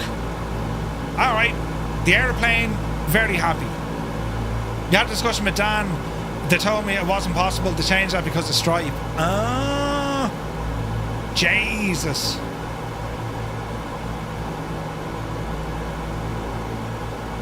How long were you using it, Roy? Was it month by month, or like was it a longer sub, or what was it? Alright, coming up on 4,000 feet. Speed is good, climb rate is good, engines sound grand, visualizer is looking grand. Get our landing lights out of there. This is modelled as well. If your speed is too high, it'll push the landing lights back in. It's great crack. Why are my lights off? Hey, Dextro's here, good to see it. So we're just going to try and roll out on this heading of about 335 degrees. A little bit more elevator trim, just to keep the nose down a little. We're climbing at around 1,000 feet a minute. You were a partner as well, Roy. Surely doesn't... Leave it with me again. Roy, do me a favour, will you? Will you drop me a DM? Just say, Murph. Literally just say, Murph, say intentions. I'll know what it is. Bio Games, thank you very much indeed. 13 months, buddy. Alright, we're coming up on 5,000 feet. So what I'm going to do now, lads, we're going to go into our autopilot, or our gyro pilot. So to do this, I'm going to turn it on. We're going to go down to the master switch. And we're going to go up to where it has localizer. Now, we can use a couple of things in order to get heading. We can go aileron left to right, or if you have buttons mapped, I'm going to select heading mode. And just make sure the plane is flying on the heading I want, right? As we approach 6,000 feet, I'm now going to lock in the altitude control, and that'll stop our vertical climb or descent. It'll hold. It's an altitude hold, right? So we've another, 600 feet to go. And once we level out, we'll go into cruise mode. We're going to close off the cowl flaps because life isn't good here. Oil pressure's reading high. Cylinder head temperature 3 and 4 are cold. And why they're cold, as we get higher, the air gets cooler, yeah? So carb looks okay. Cylinder head, not okay. So we're nearly at our cruise. We can increase our RPM to give us a little bit more bite of temperature on the cylinder heads. They're getting a little bit cowled. We can start closing off our cowl flaps now. That's going to help. And we're going to lock this ticket into 6,000 feet. In 3, 2, 1, and lock. Lock. Aircraft starting to pitch down. And it should hold 6,000 feet. Airspeed is going to climb like a devil. Cylinder head temperature They're back in the green because our cowl flaps are closed. Oil pressure's a little bit high. We'll fix that.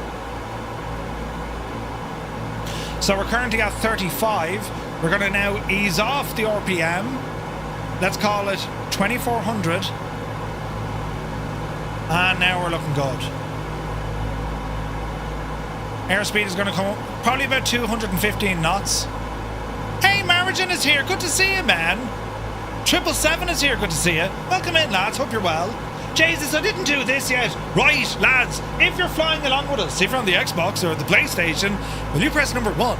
If you're on the PC, it's number 2. If you're using Say Intentions, it's number 3. And for everyone else who just loves a good old DC6, Irish, or listen, you press number 4. I forgot the button.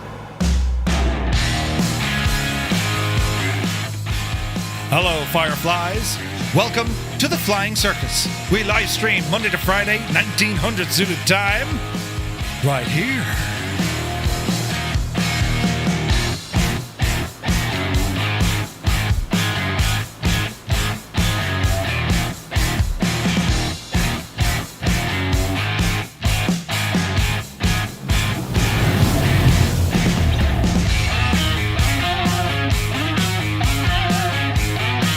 Upside down Mrs. GBHI.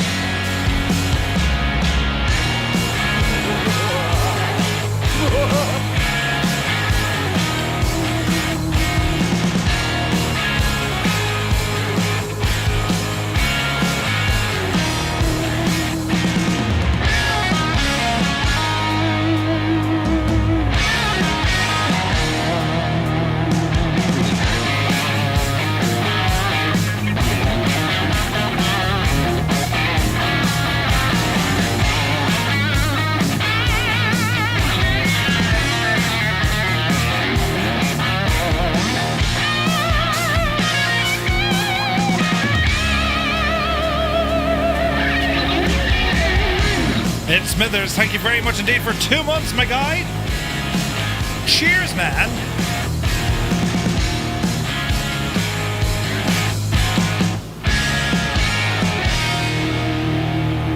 All right. Tis all happening now, lads. Right, we have a wild Dougal McTavish beside us. Jesus Dougal, we have flown this airplane so many times, so many different locations. The same at Muse. We've had, like, when I say this, look at that mad divil look. Mrs. GPHI, I mean, Vijani then. Every flight. I don't know how she does it. Brilliant.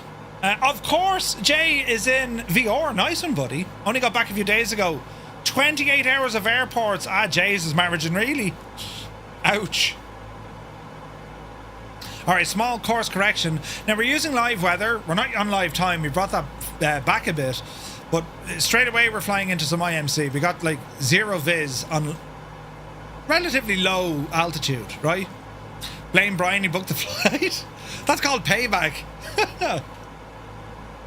Alright, we're moving well. Again, this is an aircraft you definitely need to keep an eye on all the stress visualizer. It's important, right? So you can see our speed is good, 220 knots. We're making good time. Everything here is singing as it should be. We have a small discrepancy between the fuel flow, with 4 and 1 slightly behind 2 and 3. We'll monitor that, right? RPM looks good, so fuel flow could be heat, right? Everything else is looking tickety-boo.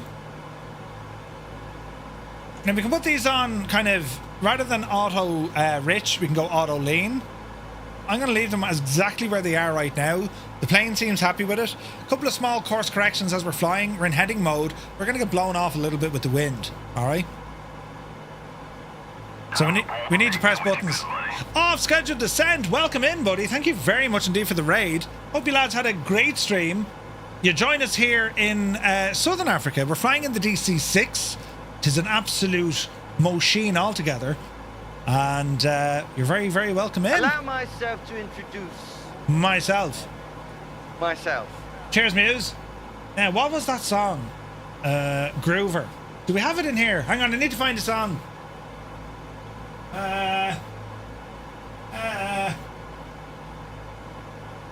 Let's see.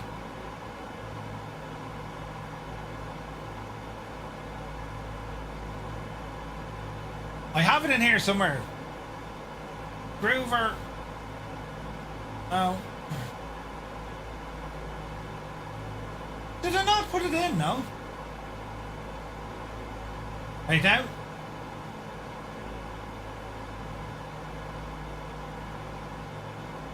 Okay, we need to add it. It goes into a Monday night special. Play audio. And you're going to go, let's see. Downloads. Groover.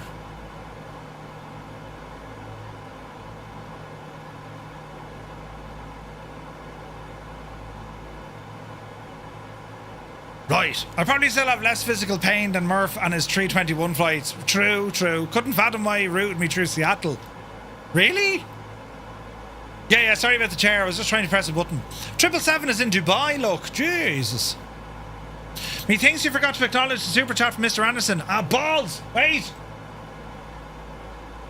Mr. Anderson, thank you very much indeed. Cheers, buddy. Good man, Gene. Every time I go to update them, they break. Hey, Tex is here. Good to see you, buddy. Hope you got home safe and sound. 49 months, man. Thank you very, very much indeed, Tex. Hope you're well, bud. Hope you're well. Oh, Jesus, there's buttons. Kanzui, the man of the hour. 50 months. Lots going on, but wanted to drop in, give you a little prime sub. Thank you very much indeed. When you get 5 minutes, in your next 5 minutes, slot me in for about 3 of those, will you? Hope you're well, bud. We just passed Greytown Airport. Thanks, Tarnish. 100% Tex. It was awesome, buddy. It was awesome. Catching up with you and Arch was just class. Kanzui, when I try to use Winglink, she doesn't want to work. It's not liking it. Created group, right? Load a flight plan. I'm gonna go continue. Yeah, of course, now it's working because you're here. This didn't work the other day. Shagging thing. Right, it's working. Kanzui, never mind, it's working.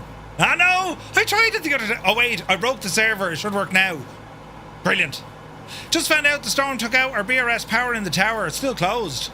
And those caught fire. Wait, a house caught fire miles away after being struck by lightning. Stu Snape, Jesus. That's mad, lads. Mad thunder and lightning. Right, now, what am I doing? Small right turn. That wind is really blowing us off course. We need to be careful. We have high terrain up here ahead of us. So we need to be careful. Now, where we're going to, lads, right? Matekane Airstrip.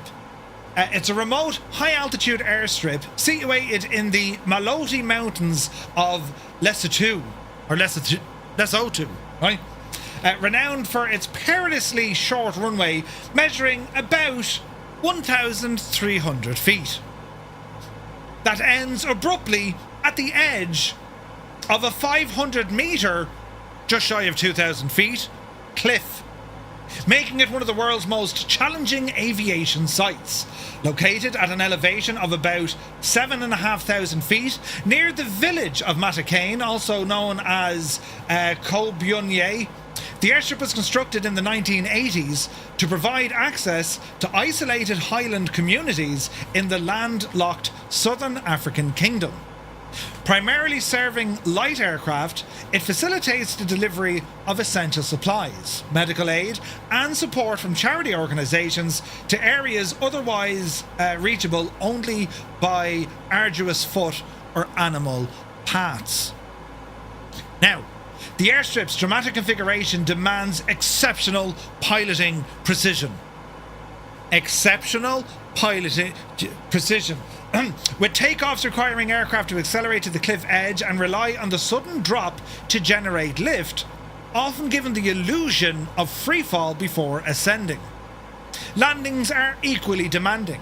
Pilots must touch down swiftly on the limited runway surface amid variable mountain winds and thin air at high altitude, which of course will reduce the engine performance and our lift. Despite its reputation for danger, frequently cited among the scariest runways globally, the facility underscores the unique geographical challenges where over 80% of the terrain exceeds 1,800 metres in elevation. Some aviation databases list the airstrip as defunct. Accounts as of 2023 describe it only for use for humanitarian purposes, highlighting the role in connecting the remote population. The ICAO code was Foxtrot X-Ray Mike Echo, and it operated a scheduled IATA designation emphasising its status as unpaved utilitarian airstrip rather than a commercial hub. That is where we're heading tonight. Now, the whole idea of this, flying the DC-6 or any aircraft, the objective of course isn't to crash. This is all about getting the absolute master skill one can get by flying aircraft in a flight sim. Time. It takes time to learn these aircraft. So, when we're planning for our full stop landing, once we get down there, before that we do have a stop along the way, Foxtrot Alpha Hotel Romeo. It's going to be a nice practice for us on the way. Every episode in this series, there's always going to be a takeoff, a landing, a takeoff, and then hopefully a landing, right? So our first stop, Foxtrot Alpha Hotel Romeo. Then we head down to the madness that is this place.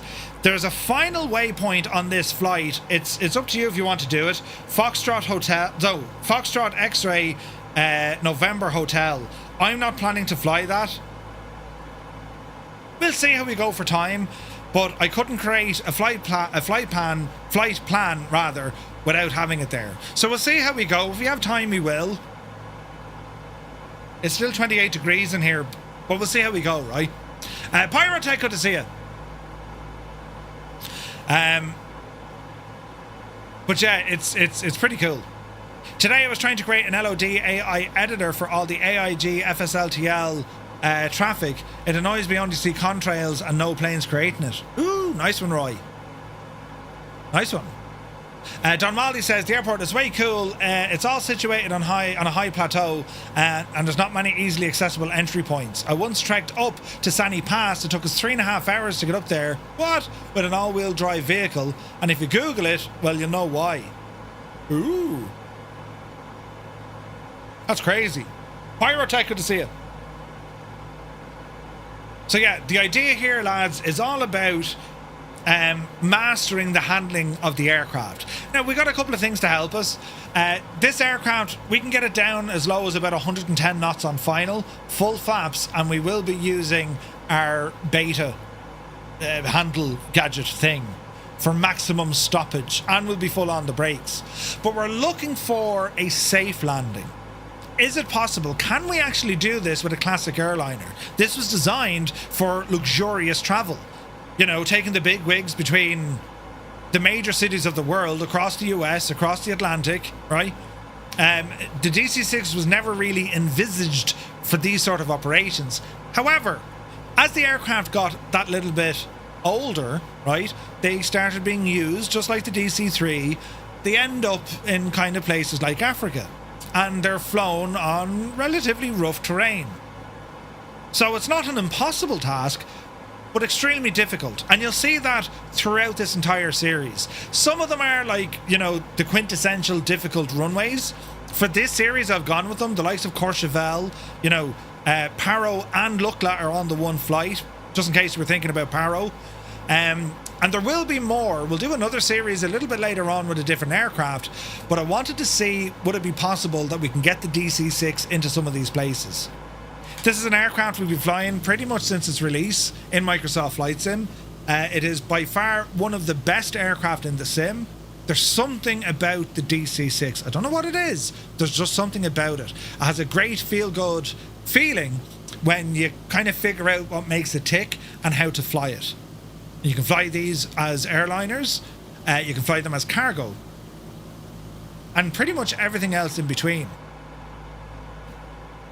If you don't want any of the consequence of having to worry about your engines or otherwise, then turn it off. You still perfectly fly the aircraft. And you're not going to lose out on any of the physical characteristics of, you know, manhandling the aircraft or hand flying the aircraft. There's just an extra dynamic when it comes into minding the engines. You know. Yeah, it's so much fun. So much fun. Rookie Pilot, thank you very much indeed, buddy. 48 months. Cheers, bud. Death's Angel says, hopefully by my next flight, all my gear will be here. Absolutely. That'd be awesome. Forget about butter, just get it down, says Malky. Yeah, 100%. We're not looking to grease this one. Get it down safely. Not like a lawn dart, just get it down safely. We're going to use our first runway, which is coming up. So we're heading up to Foxtrot Alpha Hotel Romeo. We're going to make straight in runway 33. And we're going to use this runway to help gauge what it is that we're doing. All right. So here's the challenge. There's no way in heck you're going to land before that little taxiway onto the apron. Now, you can try it, but it's highly unlikely. So we're aiming for roughly the halfway point. If we can stop at the halfway point of this runway, well, then that means we're going to be somewhat prepared from when we get down the road a little bit later into this mad place. And that is a mad place. Navy landings, I'm telling you. Energizer, yeah, dude, wouldn't it be cool? It would be absolutely freaking awesome. Now, again, I'm using the DC-6, as are a lot of you, but don't feel that you have to. The C-160 would be an excellent shot here, or shout. C-130, A400. But any aircraft, general aviation, you're absolutely going to be fine here. But they'll all challenge you. Even in a Cessna 172, these airports are going to challenge you. I remember when we first started off our adventures with the flying circus, every runway was like, oh, look at the landings. It didn't matter where we go. And then, well, you lot got so friggin' good over the years. So doing a series like this, it's kind of reminiscent of the old days, but also it should kind of show us just how far we've come when it comes to being able to fly.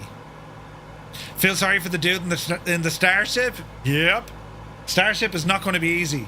Not going. Why is there glue coming off my table? Starship won't be easy. White Lake, thank you very much indeed. B-25 at Kozaki. Yep. Fuga. Well, the Fuga has.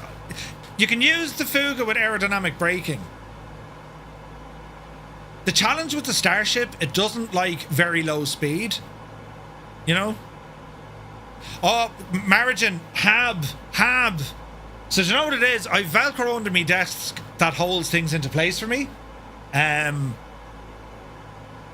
Right. And that's why it's in a bit of a hoopla. I've many things here in the room. I'll wait until my room is finished and we'll do another kind of video thing. I've a desk coming for over there. There's a chair coming. There's a bit of stuff coming in.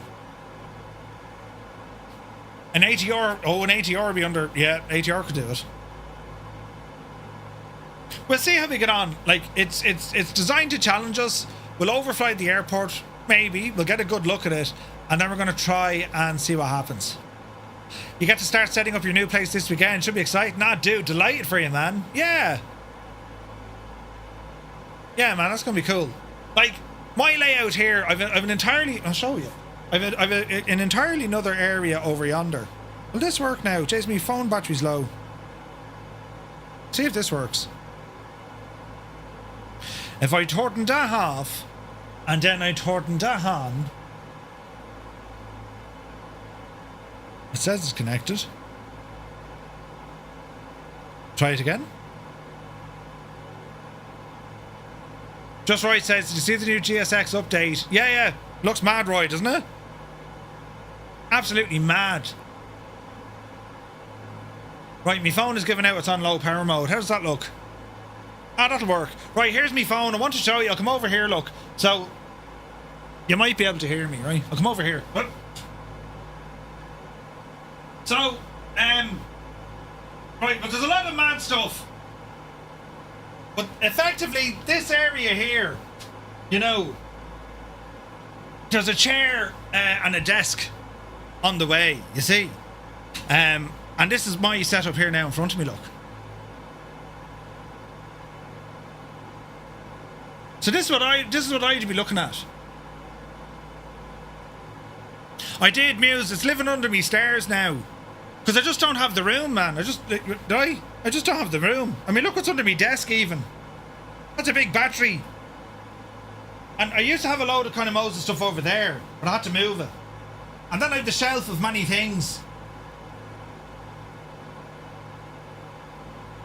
There's Gormo Field. There's me NAS. Or me NAS.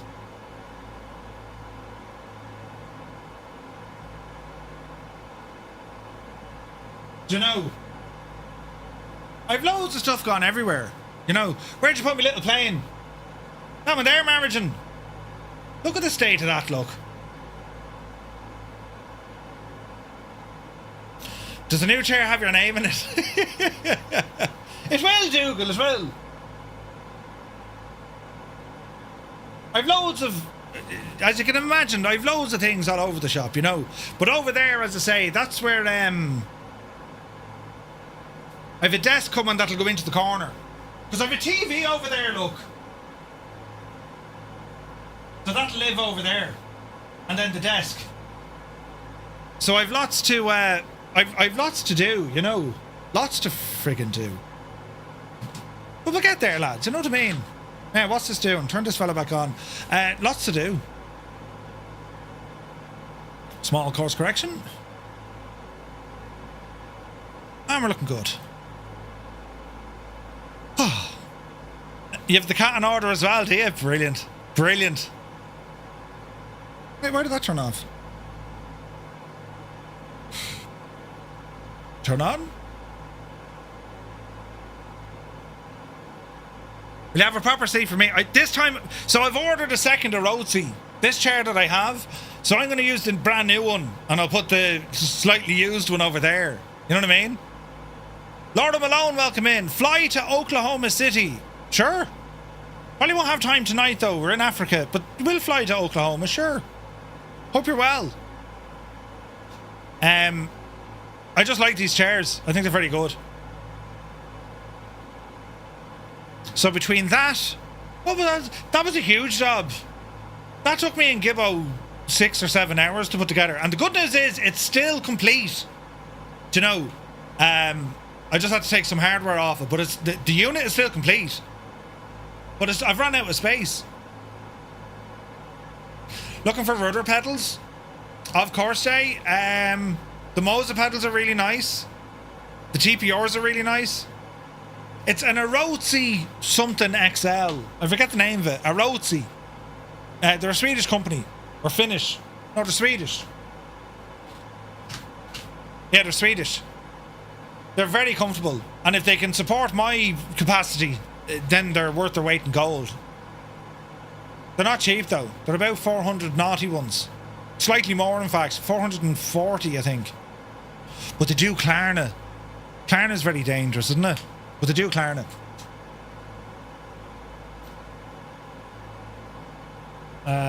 Muse fan, I think it did. Maybe it didn't. Jesus. I did, Muse. I did. I did indeed, Muse. I did indeed. He'll put a box in the corner for you, Muse. Yeah, right. Alright. We're going to be landing here very shortly. We're following the road in, right? Where did I put that second thing now? Oh, it's there, right, okay. There's Shanks. Right off his business expenses. Taxes are weird over here. So, like, there's certain things you can. But, like, the likes of office setup and all this sort of stuff. You can write it out over a number of years, if that makes sense. But, like... This, like, the man cave got massive surgery a couple of years ago. As I say, like it's Gibbo came down one day and he's like, would you not move that here or move that there? I was like, yeah, maybe. And then the missus, because I just had a big long desk, and then the missus like, will you just change it up? So the PCs I think used to be on ground level, and Gibbo's like, get them in front, get them up off the ground. So that's why you can see the PC here and another one there. And the room was set up grand.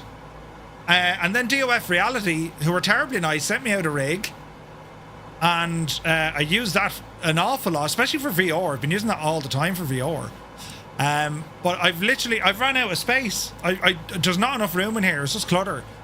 So my plan now is mothball the rig temporarily, and then come up with a solution of either, you know, go out that way or shed or something. You know what I mean?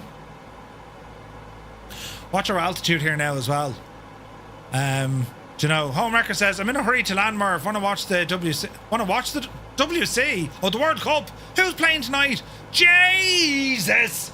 Black Sheep Gene, you absolute mad tick. Did you see what he did over the... Jesus! $100 donation. Down payment on your new chair. Jeez! Black Sheep Gene, you absolute mad... But dude, that's so very kind. Thank you very, very much indeed. $100 super chat. Jesus. I have to explain that now to the missus. Where'd you get that? Black Sheep Jane. Huh? Yep. That's mad. Jane, thank you very, very much indeed, dude. That is so, so generous. Who's playing tonight? France and Iran. Did Iran not play last night against Belgium? No? Oh, France and Iraq.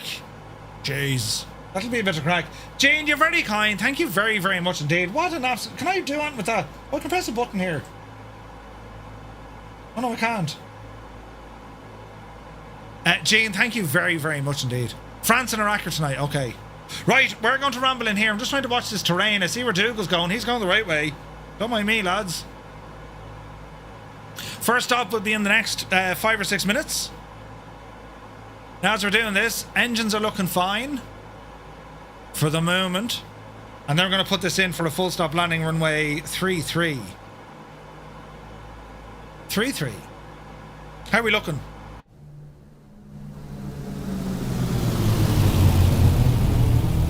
Oh, heck yeah. Heck yeah. Look at the state of that.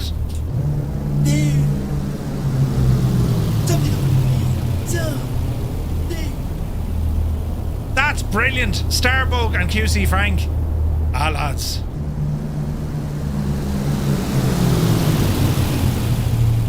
Murphy, you're going the wrong way. Hang a right. There's a big freaking mountain in the way. Did you notice that? Hang on now, lads. We're nearly there. The audio's really good. Yeah. Can I get the refund? No, you can't. Refunds, you mad? Jesus, look at this big mountain here, look. Look at that. Crazy. We're very low.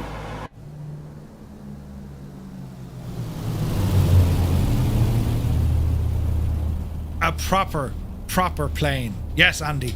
Agreed.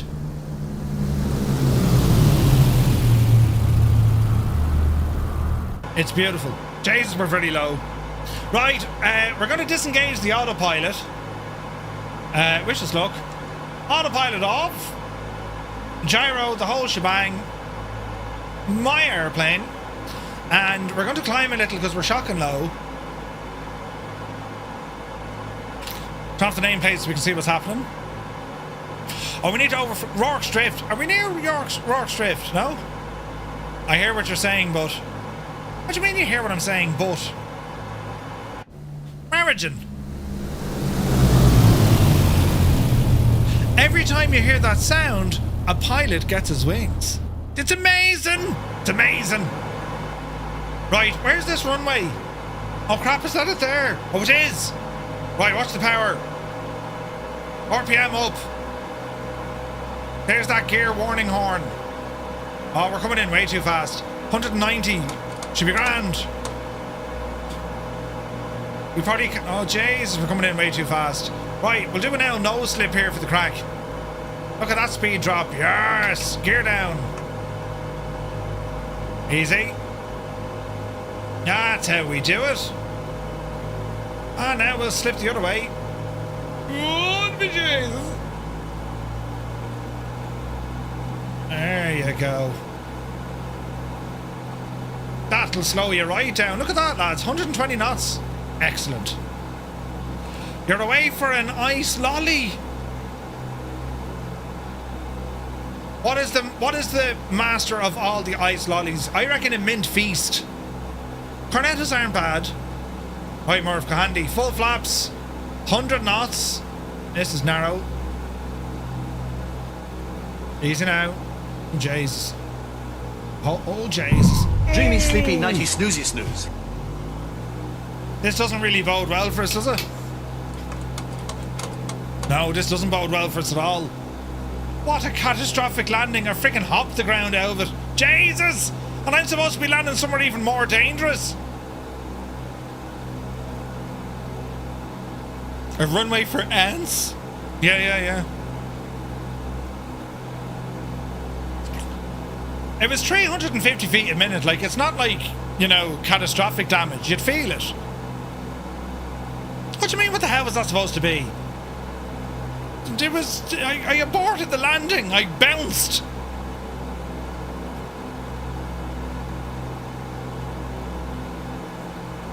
Loosely translates into... I made a complete and utter bollocks of the landing. Right? So we're going to try it again. Rourke's Drift is about 160 kilometres to northwest or northeast. Ooh. That dude Dougal behind you made it just fine. Come on, Dougal. Ah, no, she's not that bad. This plane can take a terrible baiting. Should want it with me flying it. Right, let's try all this again now. You've heard of touch and goes, but Murph likes to thud and shag off. What was that? That was a thud and shag. Huh? Yep. A thud and shag off. Imagine you could have gone around at YVR. Let's not speak of that, Malky. Meanwhile, Homewrecker's going friggin' nuts. He's like, I told you I need to be gone for the match. Right, let's try this again. Easy now. Speed coming down. And gear. Go away, stutters.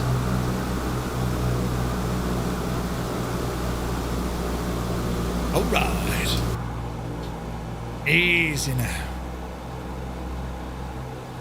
I blame the stutters that didn't happen, but now they're happening. How's that? There's a runway. Watch the speed. Update for anyone. Bristol is now closed until 2300 Zulu. No way. That's from the lightning strikes too, is it? Jesus, man. That's mad, isn't it? Right, gently does this now, you big ape. Easy. Easy. Speed is good.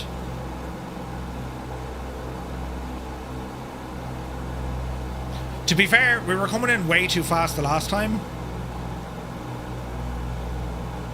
It even felt fast. Let's see what we can do here. Them stutters are not going to be a welcome addition when we get down to this place. Someone flying in a country inside my country. Marker to see it. Oh jeez, look at this, lads. 95 knots. It's doing it. Now, gently does it. Flaps full, gear down, prop full. In we go. Jemima. There we go. Man, why? It's very narrow. Watch the speed. There's a dash 8. Watch the speed. Easy. Right, this time don't bury the runway.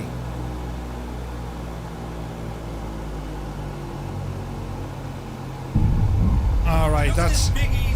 Would you wished? 2 miles final. There's our reverse. Yeah, this is going to be some crack up at the other place. Right. We were expecting roughly halfway. And I know that was a long landing. So we're not halfway at all. In actual fact, we're 2/3 of the way, aren't we? Although, we're too far. But we're not a million miles off, are we? Right? We're not a million miles off. Right. Let's get out of here. You're not half bad, yeah. Hey, so-called Jerry, good to see you. Did you see what he did, Jerry? Madness. I may or may not be having a 5090 arrive tomorrow, says Dougal McDavitt. And you may or may not have to start moonlighting in the night time. Right? Dougal, where are you going tonight all dressed up? Dougal, that's going to be savage news, man. Selling your body on street corners, right? Oh, there's going to be a terrible simulated accident. Dougal, if you need any help with settings or any of that sort of stuff, just let us know. Because there's a bit of jiggery-pokery with the 5090s. Jesus. He's crazy, Murph. SoCal, crazy. Crazy. Look at me, just like absolutely milling through everyone. Sorry, lads. Right, we're setting ourselves up for the final leg.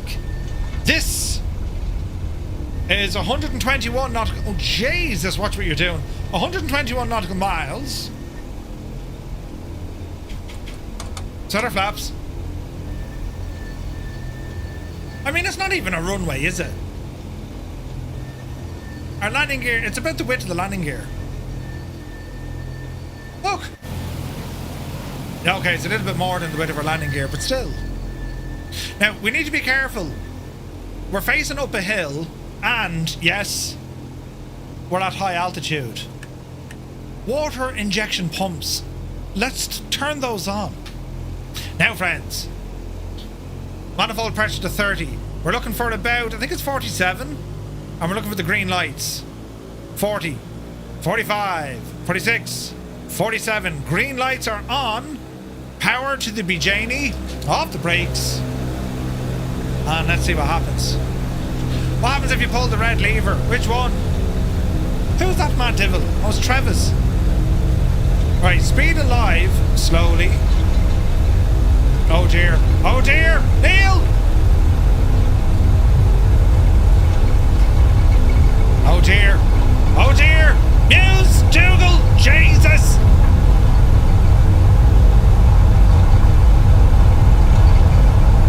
There's 100. Mind the fence. Oh, don't die. Jesus! Whew. Yeah. Going the wrong way. We're not going the wrong way. That was the right way.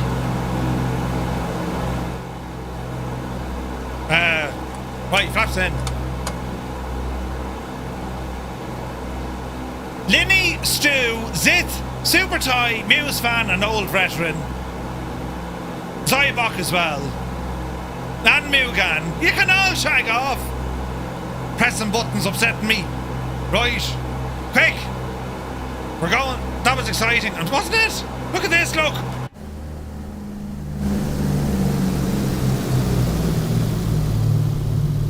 She's a fox. In Latin, she'd be called Baby Majora. If she were president, she'd be Abraham Lincoln. Yeah, right. Brilliant. Bellbro, they press these, Avgeek, they press these buttons, and then I'm immediately drawn to, are they trying to post a link? Are they trying to say something and the bot has gone friggin' nuts? And then I realise, no. They're taking the Dennis Hickey out of the situation. Wicked Lumberjacks, good to see you. Right. Surely you can't be serious. I am serious. And don't call me Shirley. Right. Old veteran. Brilliant.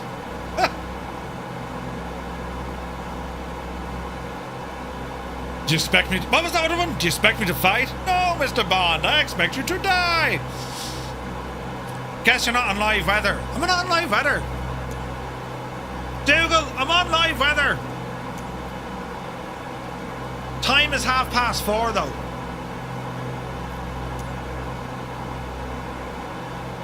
Can I get a refund? No, you can't get a refund. Jesus. And I'm after breaking this gadget, look. And now, there, it's unbroken. Now, we need to climb like an absolute man possessed up here, look.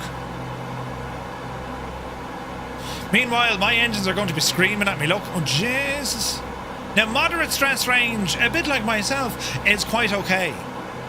You know. But not for extended periods of time. It should be grand. I keep saying this, but you know, she'd be grand.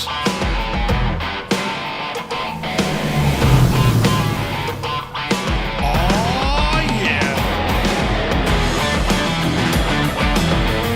Oh wait, balls! Turn off the water injection. Hot shits. Hot shit. Come on, Malky.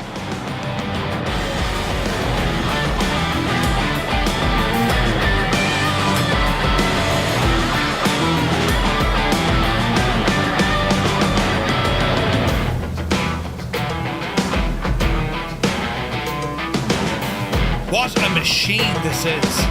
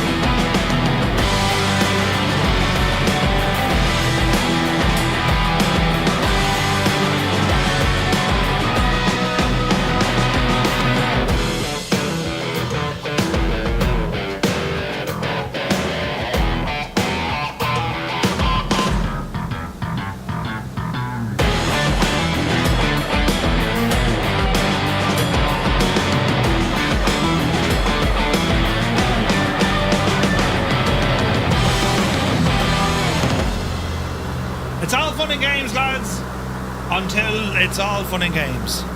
Oh wait, that button doesn't work anymore. Well, balls to it anyway.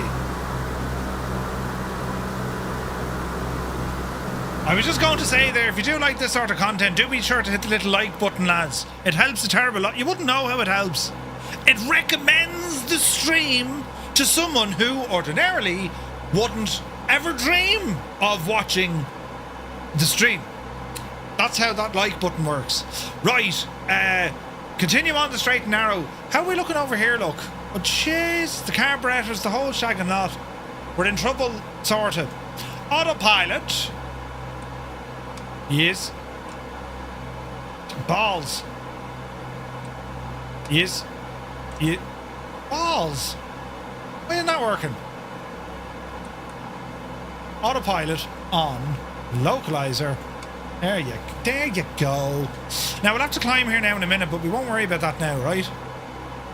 Why would you put them through the pain with a recommendation like that? Stu, you're waiting for the bait and dashing for the bashing. Murph, apparently just my body is not enough. You'll need to come up and join me on the corner. Is that the bowl corner? If you ever find in life that you're sent to the bowl corner, you'll see inscriptions on the wall. Murph was here. You know. Think of me. This is TPHI. I mean, on it, you know.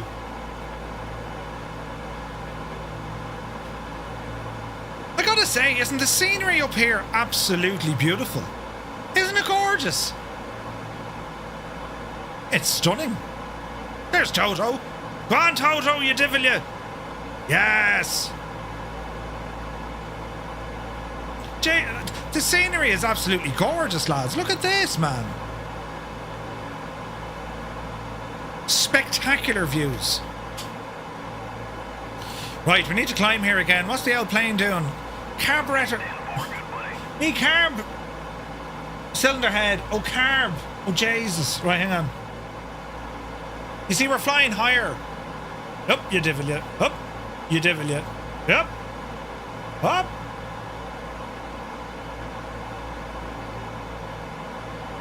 Right, that should nearly do it. Should it? Green, green, and green. All green. Houston, we have a problem. What happened now? Nuke is here. Thank you for 7 months, buddy. Cheers, man. Shop app is teasing me. It says the Moses stuff is supposed to get here on Thursday. Oh my. Ah, brilliant. Murph, you always say the scenery is gorgeous, but rarely say it's meh. What can I say, SoCal? I'm highly impressed.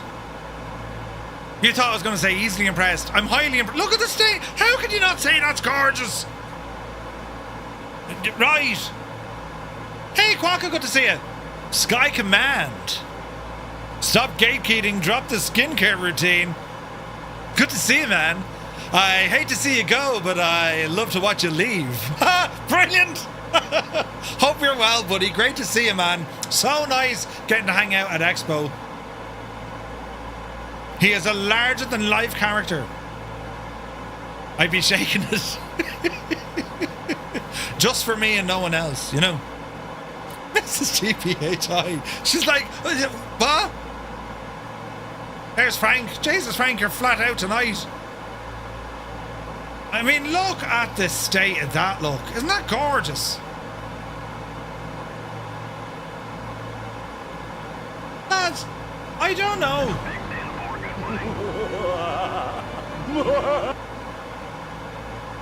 Muse fan only went and feckin'. He gifted a tier 1 sub to Sky Command, and he's gone and launched a golden Kappa hype train. Which, I can tell you, I haven't a clue what they do. All aboard!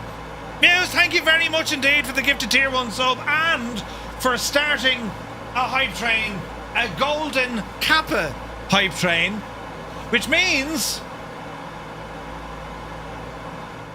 you know, Jesus, old veteran! Old veteran 965 gifting 10 tier 1 subs to the community on Twitch. Did you just see what he did? Lads, if you got a tier 1 sub, but thanks to old veteran 965, do be sure to say a thank you. What a legend. Level 4 on the golden Kappa train.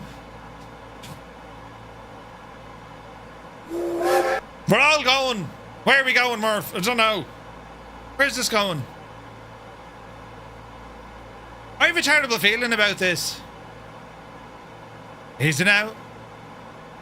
Gotta get Monday off to yeah. Now, you know.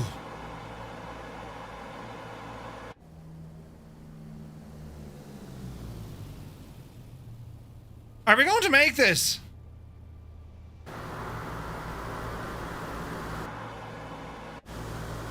Oh dear, oh dear, oh dear. Yeah, we're alright. Nyom. Don't hit the ground, don't hit the ground. Jesus, Stu Snape, look what he did. 5 gifted tier 1 subs going out to the community on Twitch with thanks to Stu Snape. Whoever gifted me a sub is getting kissed on the mouth. Haha, Jesus. Filthy, thank you for the tier 1 sub gifted to CP. Lads, if you've got a tier 1 sub with thanks to Stu Snape, do be sure to say thank you. I have to immediately pull up. Easy now, easy now.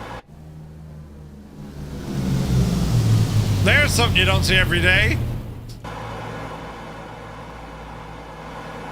We need to keep climbing. Muse fans getting kissed on the mouth. We've all seen it, lads. No, wait. We've all heard it. If you went and got the DC6, you'd be in a bigger legend. Wait, what? Jesus, level 6. Will you not behave? Flyer10, 5 gifted tier 1 subs. Proby Pete, he's in with 5 gifted tier 1 subs. They're all going with 5 gifted tier 1 subs. Jesus. Lads, if you got a tier 1 sub, but thanks to Flyer10, do be sure to say thank you. And if you...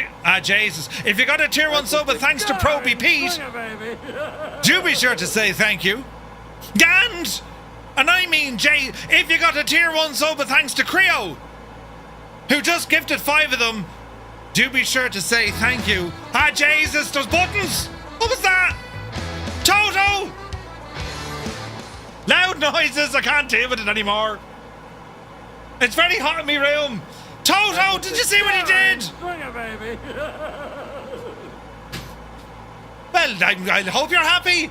You've only gone and shagged the whole thing. Jesus.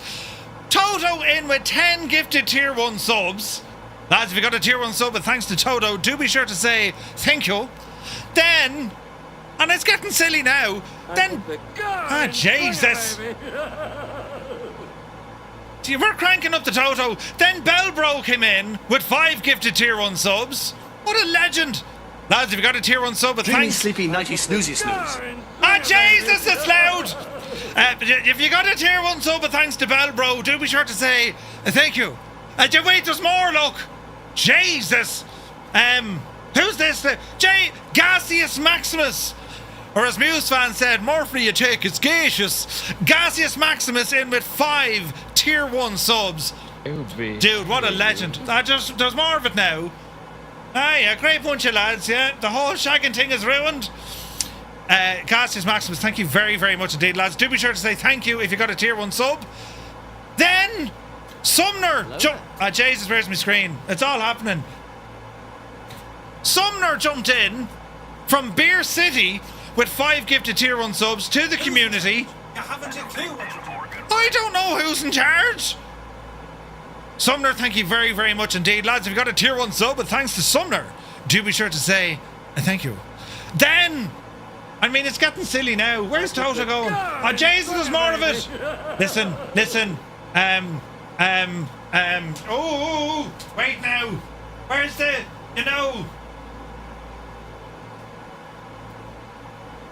Sim Guy, thank you for the gifted sub. Weedy Gaming is...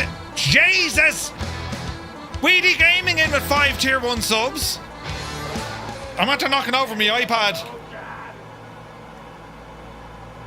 Oh, yeah. Wheaty Gaming, thank you very much indeed. If you got a tier 1 sub, but thanks to Wheaty Gaming, do be sure to say thank you.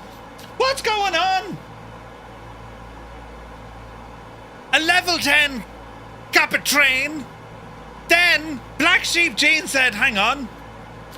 10 gifted tier 1 subs going out to the community here on Twitch from Black Sheep Jean. If you just got a tier 1 sub, but thanks to Jean, do be sure to say thank you. The man is a legend. Legend. Where am I now? Papa Justify is here, good evening. Did I miss anyone? If I missed someone, tell me. Counterpoint Music, thank you for the follow. Lads, what a collection of legends in our midst tonight. Unbelievable. Muse fan just had a Watson crash. Jesus, it's a Monday night. Mech Manser, 5 gifted tier 1 subs. Dude. If you got a tier 1 sub, but thanks to Mech Manser, do be sure to say thank you. Muse fan, you got a Watson crash. You don't need your radios. You'd be grand, Muse. Is it updated? Johnny Mon is here. Good to see you. Oh, Jesus. I need to sit. I am sitting down. I mean, that escalated quickly. A level 10 hype train, look.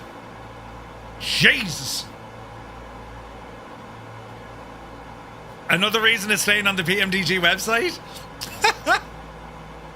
Stu, we'll convince you yet.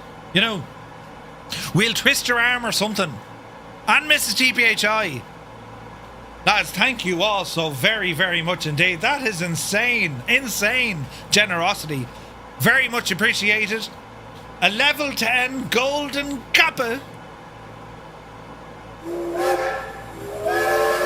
But all thanks to you lot. Thank you very, very much indeed. Yous are only brilliant. I fear you're going to, think of me in a lesser light after this landing. Right? Do me a stew, buy it. Wait, what? Do me a stew, buy it and think, how the hell do I fly this thing? Yeah. We should rename this day to Murph Love Monday. I agree. I mean, when I'm in charge, 4-day weekend to everyone. You know what I mean? 4-day weekends are here to stay. 4-day. Not just 2, not 3. 4-day weekend. So happy they fixed the 414, my coffee says. Ooh. Johnny Mon, hope you're well, bud. Are we even going the right way anymore? I couldn't tell you. I watched Murph from the start of the stream and still have no clue. Dan, thankfully that makes 2 of us. Brilliant. If you're watching on YouTube and you're wondering why Murphy's gone very, you know, excited and hyper and loud, I'm listening to very loud music. Chaos mode. Oh yeah. Oh heck yeah. Did anyone see the new Michael Jackson movie? It's called Michael. Did anyone see it?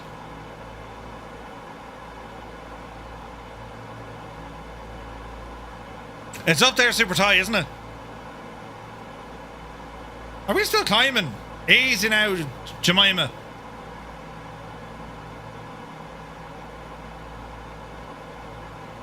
Not planning to watch, it says CP. Fair enough. Inner Boxman is here. Good to see you, buddy. Hype Train level 10. The Golden Kappa. Well, be Janie then, lads. That is absolutely bananas. Choo choo. Choo choo. Lads, thank you very, very much indeed. Insane support. Happy Monday, wrong way, Murph. Saratoga man, good to see you.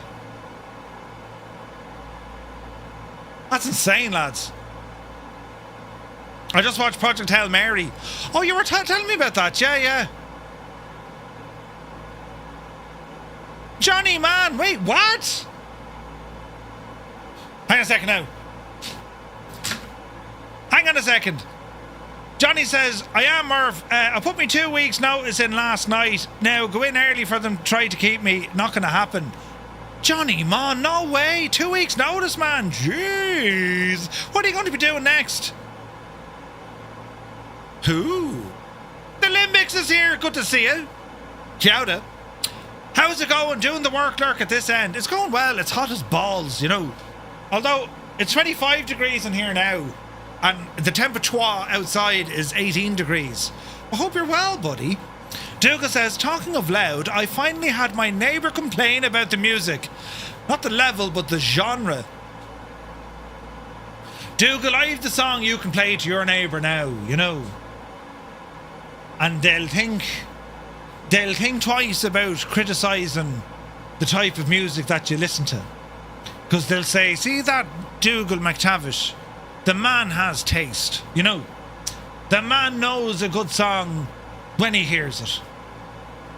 I just need to find the shaggy thing here now. Wait, wait, hang on, wait.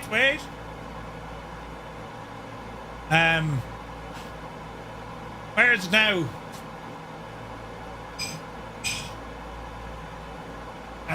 Jesus. Ah, yes. Dougal, turn up your radio. Hello there. B-Man, thank you for the follow.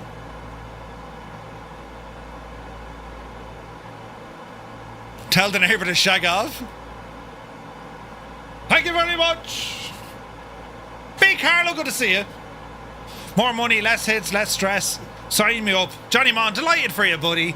Dude, that's great news. It's Hab in Beer City, 80 degrees. Much nicer than 29. Oh, wait, Nab. Normal as balls? What? Nab. Jeez, we're looking good here, lads. This is going to be a total challenge. The weather's coming in. It is getting darker. Oh, nice as balls. Okay. It is not Muse fan, is it? Hey, Carlo, you absolute legend. Thank you very much indeed. 48 months, man. Cheers, buddy. Hope you're well. What's the weather like with B. Carlo? Johnny Mon, have a good evening. We'll see you soon, bud. Is that all? Would have thought it was older. No, sure, it's from the World Cup. Oh, wait, it's from the World Cup. Yeah. It was in the year of 88 and the lovely month of June. Yeah. Kind of makes sense now. Muse fan can count anyway.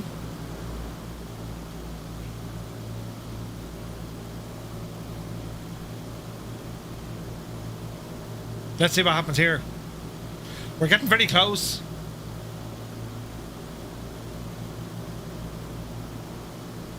Now, how do we approach it? Do we come in the side with the cliff?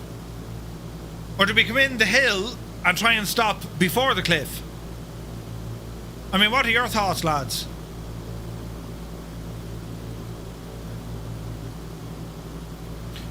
The Netherlands won the Euro 88. That was not Germany.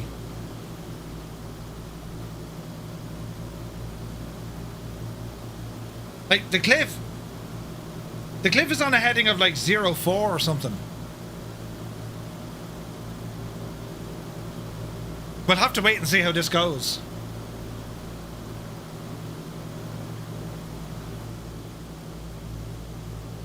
The only way in from the east? Did I say it was the best way to go? Right, we'll see what happens. We're kind of just manoeuvring toward it. We're at very high altitude here. We don't need to be this high. We'll put in a little bit of down nose, look. Flying tonight, come on yourself. Yeah, show us how to do the Cobra there, will you? You did well flying tonight. Well done. What are the winds like? There's no weather data out here. Fly past and descend into the bowl from the east. So come in from the cliff. Alright.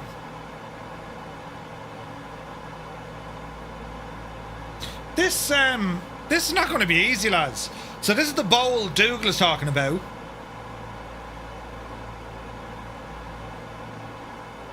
So then we kind of circle in hard left. And then land up the hill.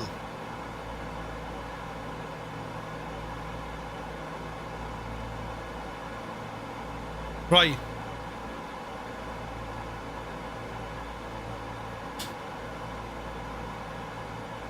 I mean, it's going to be grand. There's nothing to worry about here at all, except for friggin' everything. You were close, Murph. 88 was held in West Germany. Ah, right. Knew a guy named Cliff. Fell off his name, not been seen since. Jesus. Knew a guy named Cliff. Fell off his name. Hasn't been seen since. I don't know. It's in there somewhere. That cliff might have a nasty updraft, right? Gene says, if not for Murph shenanigans, we'd all be bored. I don't do the shenanigans. I'm just here. It's you lot to do the shenanigans. If it wasn't for you lot, we'd be terribly prim and proper and speaking very well dressed. You know, if you're grand and quiet, so we would. Right, oh Jesus, we're descending into the clouds. Nothing to worry about here, friends. Nothing to worry about at all.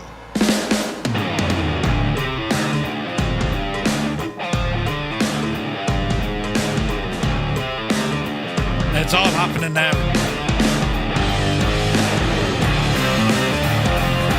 Your man's plane hasn't even appeared yet.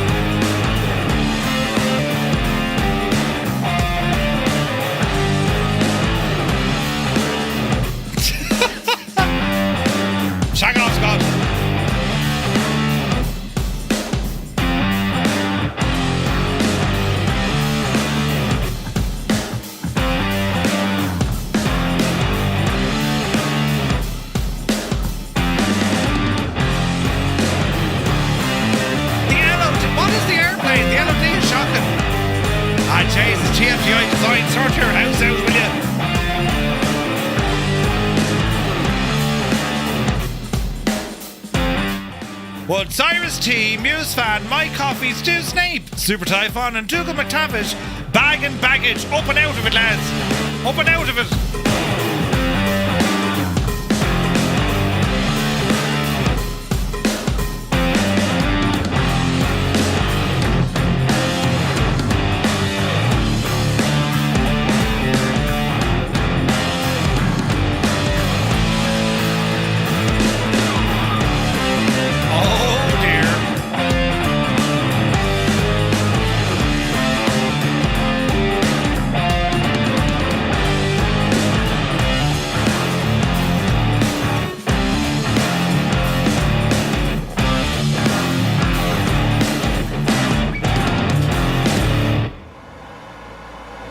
Nothing to be afraid of here at all. We are going to approach the field in low visibility, high altitude and high temperature, and we're going to attempt to do the other thing, not because it is easy but because it is stupid. We just look. Keep the speed up for the moment. This is a very bad idea. Oh dear, right. Keep it heading in. Just tap, tap, tap it in. Go to the bald corner. The bald corner? That's shocking. It's shocking, isn't it? I mean, look. That's the wrong button. Where's this button? Am I losing it? Jeez, that's very bad luck, lads, isn't it? The sun really brings out... Look. Jesus. Look. Sometimes I think if I put a bit of Miracle Grow or something on it. It's really sad. 32 degrees in your man cave. Jesus. 28 in here still. But if the aircon on full, blashed. This isn't dangerous at all. In fact, this is stupid. In a world, one man will attempt to land at Matekane. Wait, Matekane. Yes. Taking the iconic DC-6. He will attempt to land at a place he shouldn't. Oh, Jesus, it's getting close. Right. Power back to nothing. Tidy up my screen.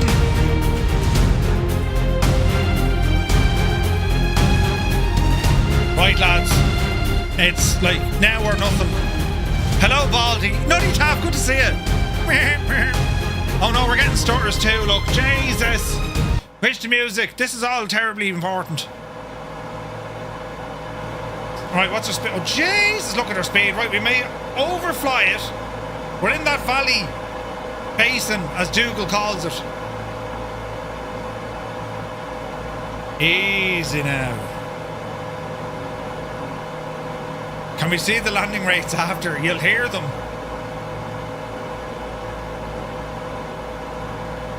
Fun fact, says French Wall, there's only been 8 nations that have won the World Cup. Most wins by Brazil, then Germany, Italy, Argentina, France, Uruguay, England and Spain. Now, right, prop full.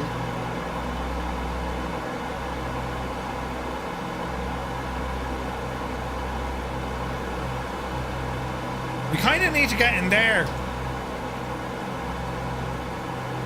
This is kind of dangerous now, you know. We're going to go in this way. Speed's coming down.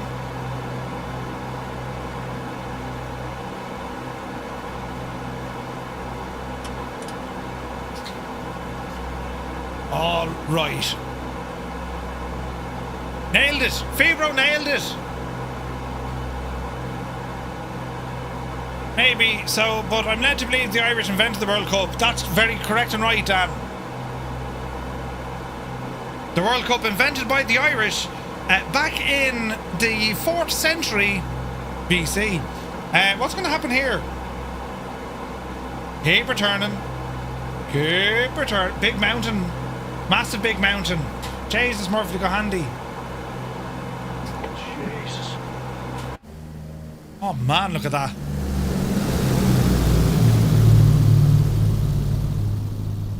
Yep, this is stupid.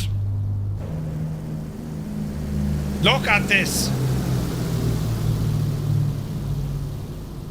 Matekane says to like Innsbruck, hold me beer.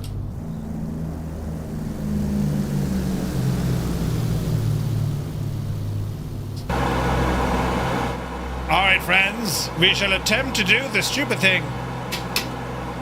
Gear coming down. Oh dear, oh dear.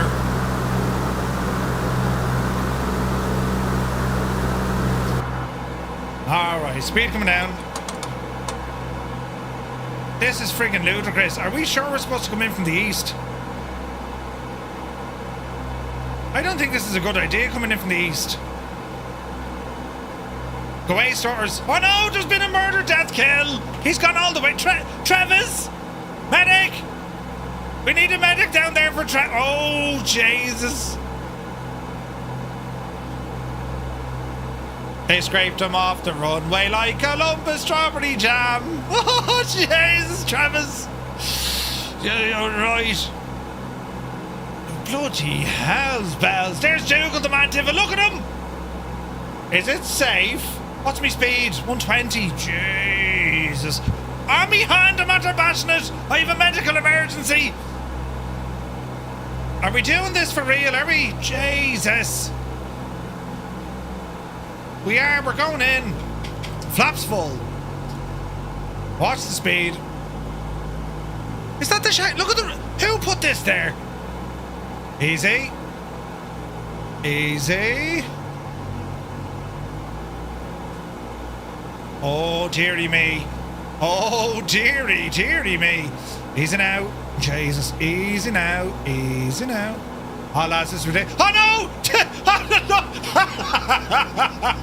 Dougal did a somersault, the poor devil. Medic! Right, easy, Murph. Oh, Jesus. Easy. Get down! Yes! Reversers! On the brakes! Keep it on the centre line! Yes! Yes! Quick! Everyone! Come see how good I look! We nailed it! Brilliant! Look at the state of that! Absolutely fantastic! Look at that! Parked by the trees and everything! Excellent! Brilliant! Poor Dougal though! Jesus, he went head over heels. Did you see him?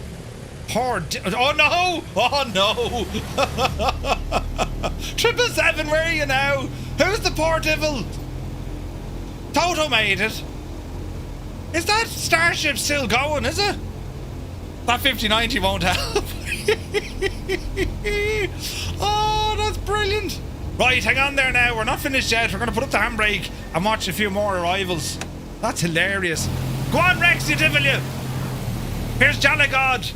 Oh, Jesus. Bring it to a nice stop, Jolly God.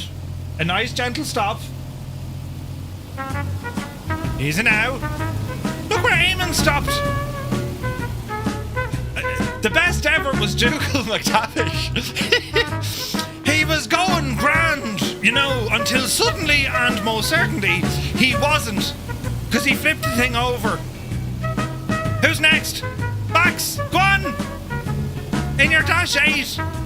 Spice Jet. Yeah, that's how it's done. Jeez, didn't he do well? Next! I don't tell me it's all landed. Wait, did anyone... No one ended up in the... No, we're alright. We're alright. Here's Sunjammer. Jesus, look.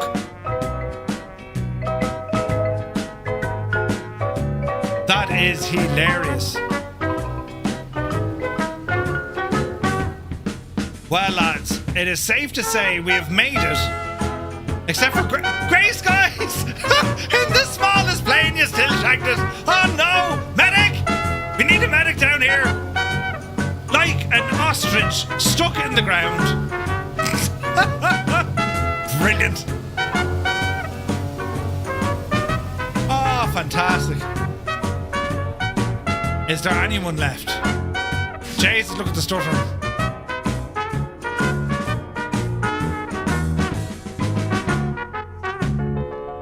Wait.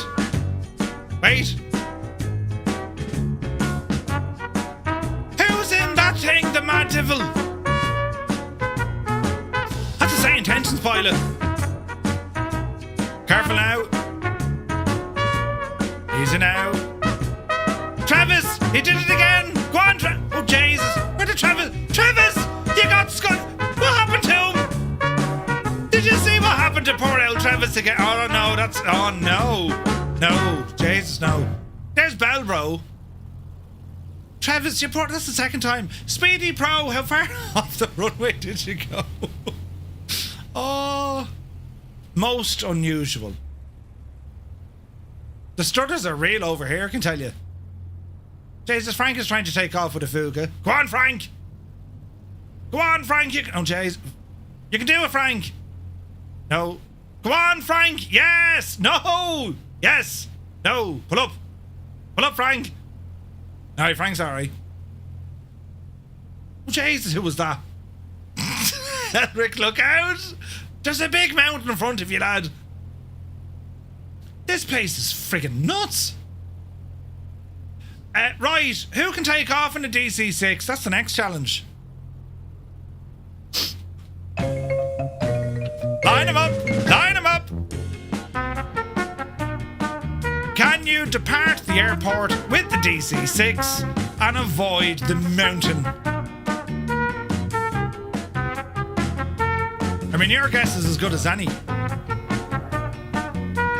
Visualising the C-160. Go on, you devil, you.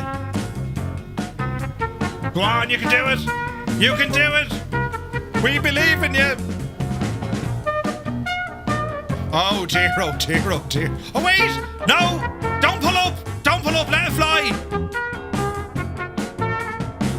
Look out for the mountain. It won't move, visualise. Uh-oh. Pull up.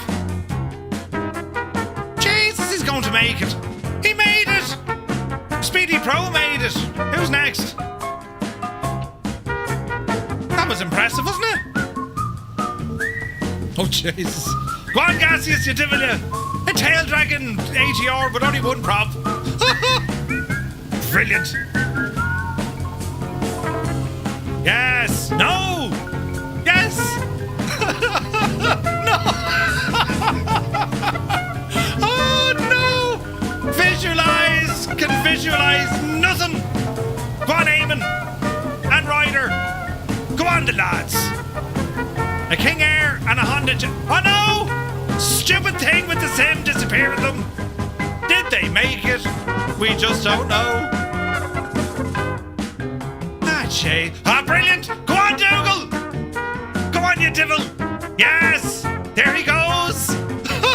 Oh, Jesus! What's going to happen in a DC-6? Yes! No! Oh, no, it's going to end in tears! Wait! What's going to happen next? Did he do it? Look at the skills in that lad, he did it! Well, I'm impressed. Jalagod is the same, although... Yeah, he did it as well. And Toto... Oh, Jesus! Hang on! Energizer, go on, you devil! Yes! No, he bounced! Who's that devil? No, it's a long way down. Oh, the stores, man. Did Toto get out? He did. You lot are that. This is very impressive. Uh-oh, Larry. Look out, Larry. Pull up. Oh, Jesus. Pull up. Oh, no. One looks worse than the other. There's Dougal again. Look. Man, Dougal. Mrs. TPHI. Sunjammer. Well, I'm very impressed. Engines 1 full. Oh, jeez. Willow! Oh, no, Willow, that doesn't look good at all. Oh, no. Jesus, look. Willie! Won't he? Oh, Jesus! That's insane!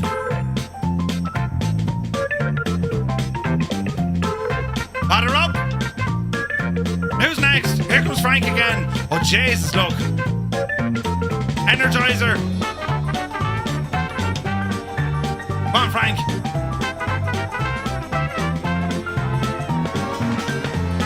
Oh, well done, Frank. No bother. Energizer, I'm not really enjoying the lack of speed here. Oh no. Oh no, Jesus. Yes, there's nothing to fear. Energizer, you don't want to be doing it, you know. He's got spirit. Oh no, this is not looking good at all. You can imagine the expletives inside that cockpit.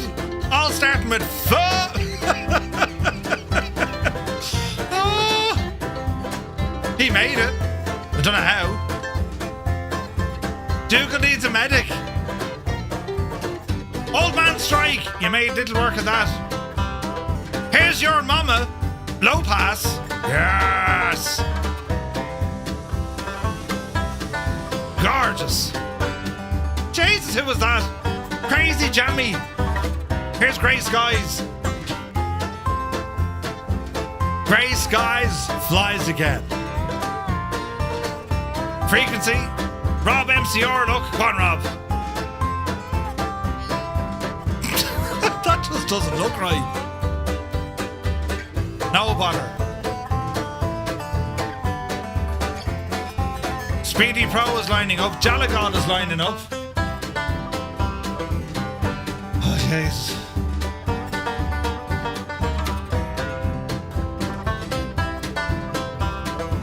Does this mean we have to fly it?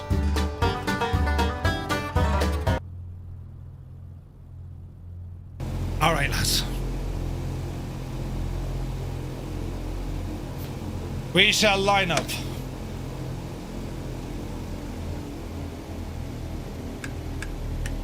Water injected takeoff.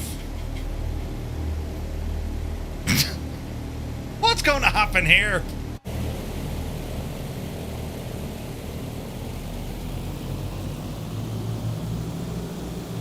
Look at the flames coming from my engines. That's how hot it is. It's absolutely ridiculous. Right. Onto the runway. On the brakes.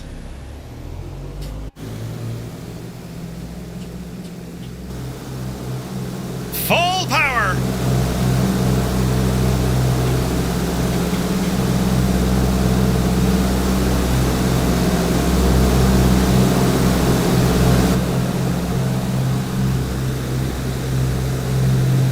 We're moving. We're moving. Oh, Jesus.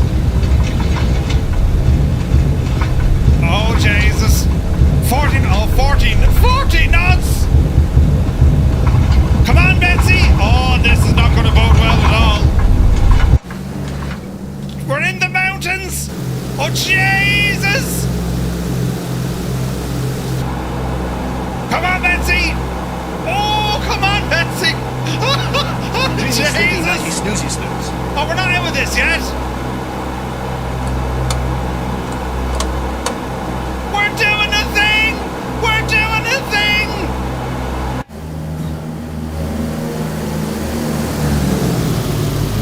We did a thing. Oh, wait, that's a bigger mountain than the first one. Jesus.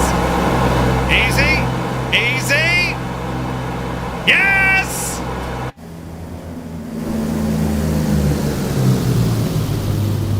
Not the plane, it's the pilot. We did the thing with the yoke, look. Brilliant. Right. Let's head down to the safe airport. 6 60% of the time. I say it's safe. This one looks worse than the other one. Jesus. This is great news. We actually made it. This is nuts. Right, hang on now. Follow the valley. Yes. Ah, brilliant. Credit to you, Murph. I knew you could do it. Absolutely, you heard myself. I was giving it all the power. Oh, wait, hang on. I was giving it all the power and nothing was happening. Right. We need to... Jay, where? Right, we need to land us over here.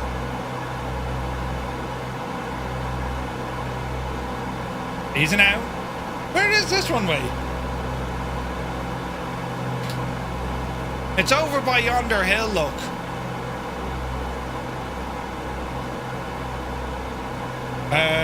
It's 2 hours. Is it? Oh, hang on, it's on the right. Is it?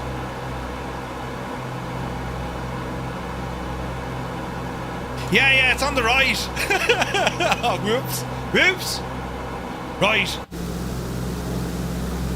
Is it? Oh, it's down on the ground, look. It's down there. Oh, Jesus. It's down where Toto is. Right, let's try this again. This one, thankfully, is not as stupid, you know. To be honest, you're hoping I was going to crash. Wait, what? I think the mechanic will have a strongly worded letter for you after the flight. Be grand. Right, in we go, you big Jesse. Is it now? Jason, the takeoff was more hard work than the landing, wasn't it? Now, don't clip the friggin' mountain on the way in. Who's that up there, look? Velbro! Jesus. Easy now. Speed is good. Flaps full. Jeez, we have to go in very steep here, look. Easy. This flare is going to be absolutely mad. Don't hit the mountains, Murph, look. Jesus, look how close we are. Easy now.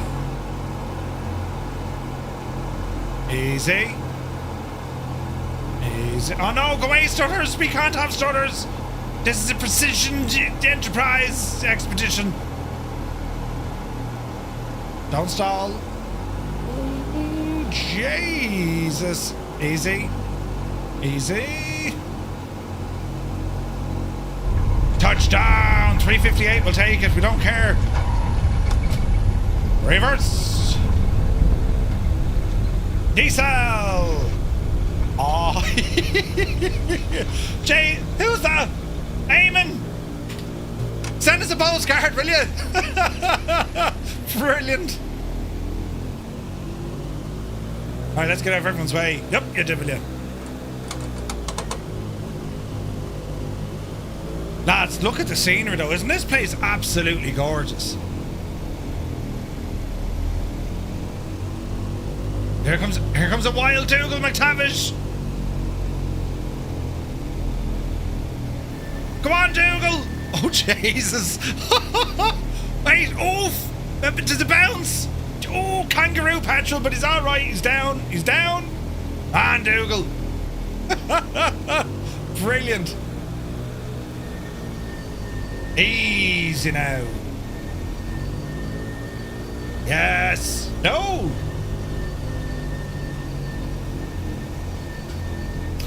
It's going to take a full week for the mechanics to inspect the plane.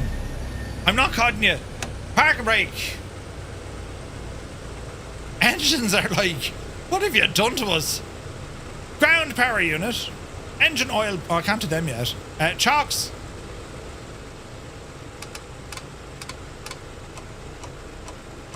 All righty then.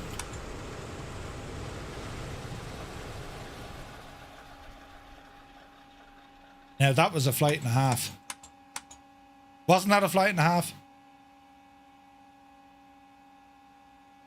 Where's the gas?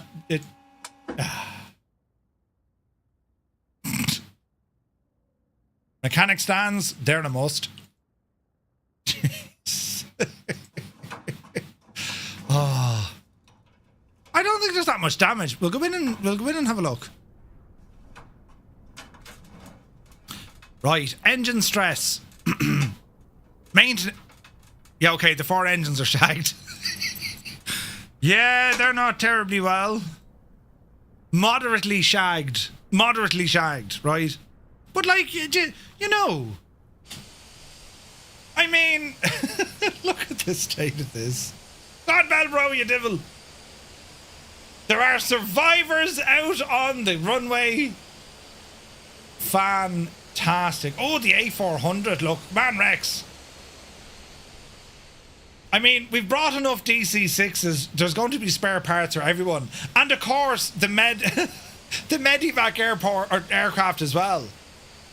Right? Brilliant. Ah, lads, that was class. End of flight for me at the last airport or dirt patch. I'm telling you, it was fun.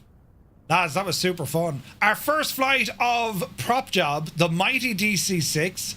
Next week, well, we're off to somewhere even more ridiculous, as we will try to attempt to land this machine.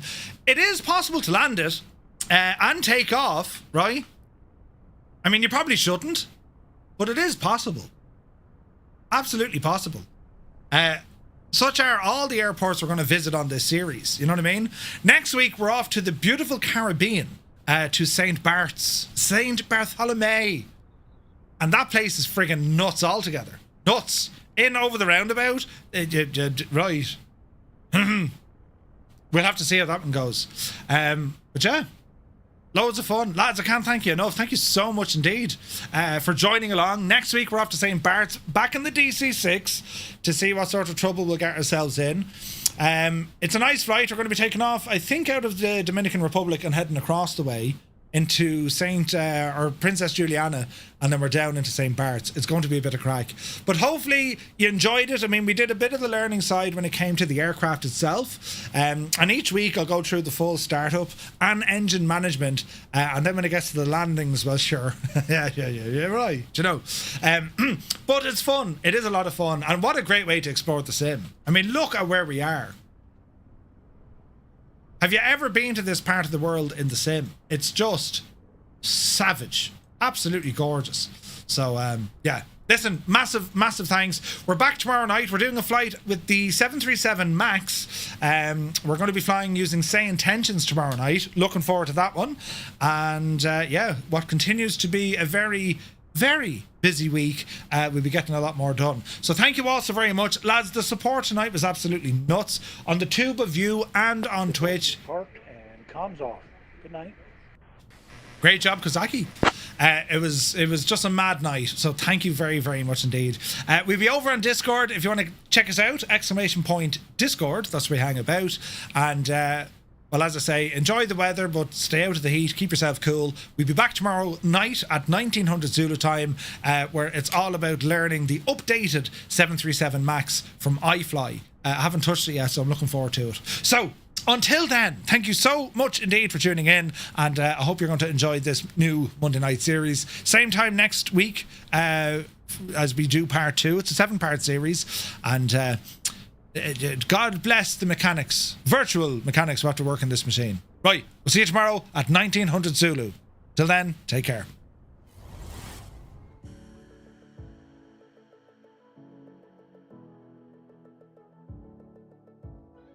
Going to turn, and we'll start advancing that mixture back in here now shortly. Come on, prop. Sink rate. You're all right. Sink rate. Up. Sink rate. Give us a bit of air in the nose there. Nearly. Come on, Betsy, you can do it. We need the wind. Oh, bother. We need more speed. This isn't dangerous at all. 110, 120. Mixture in. The mixture's in. Come on.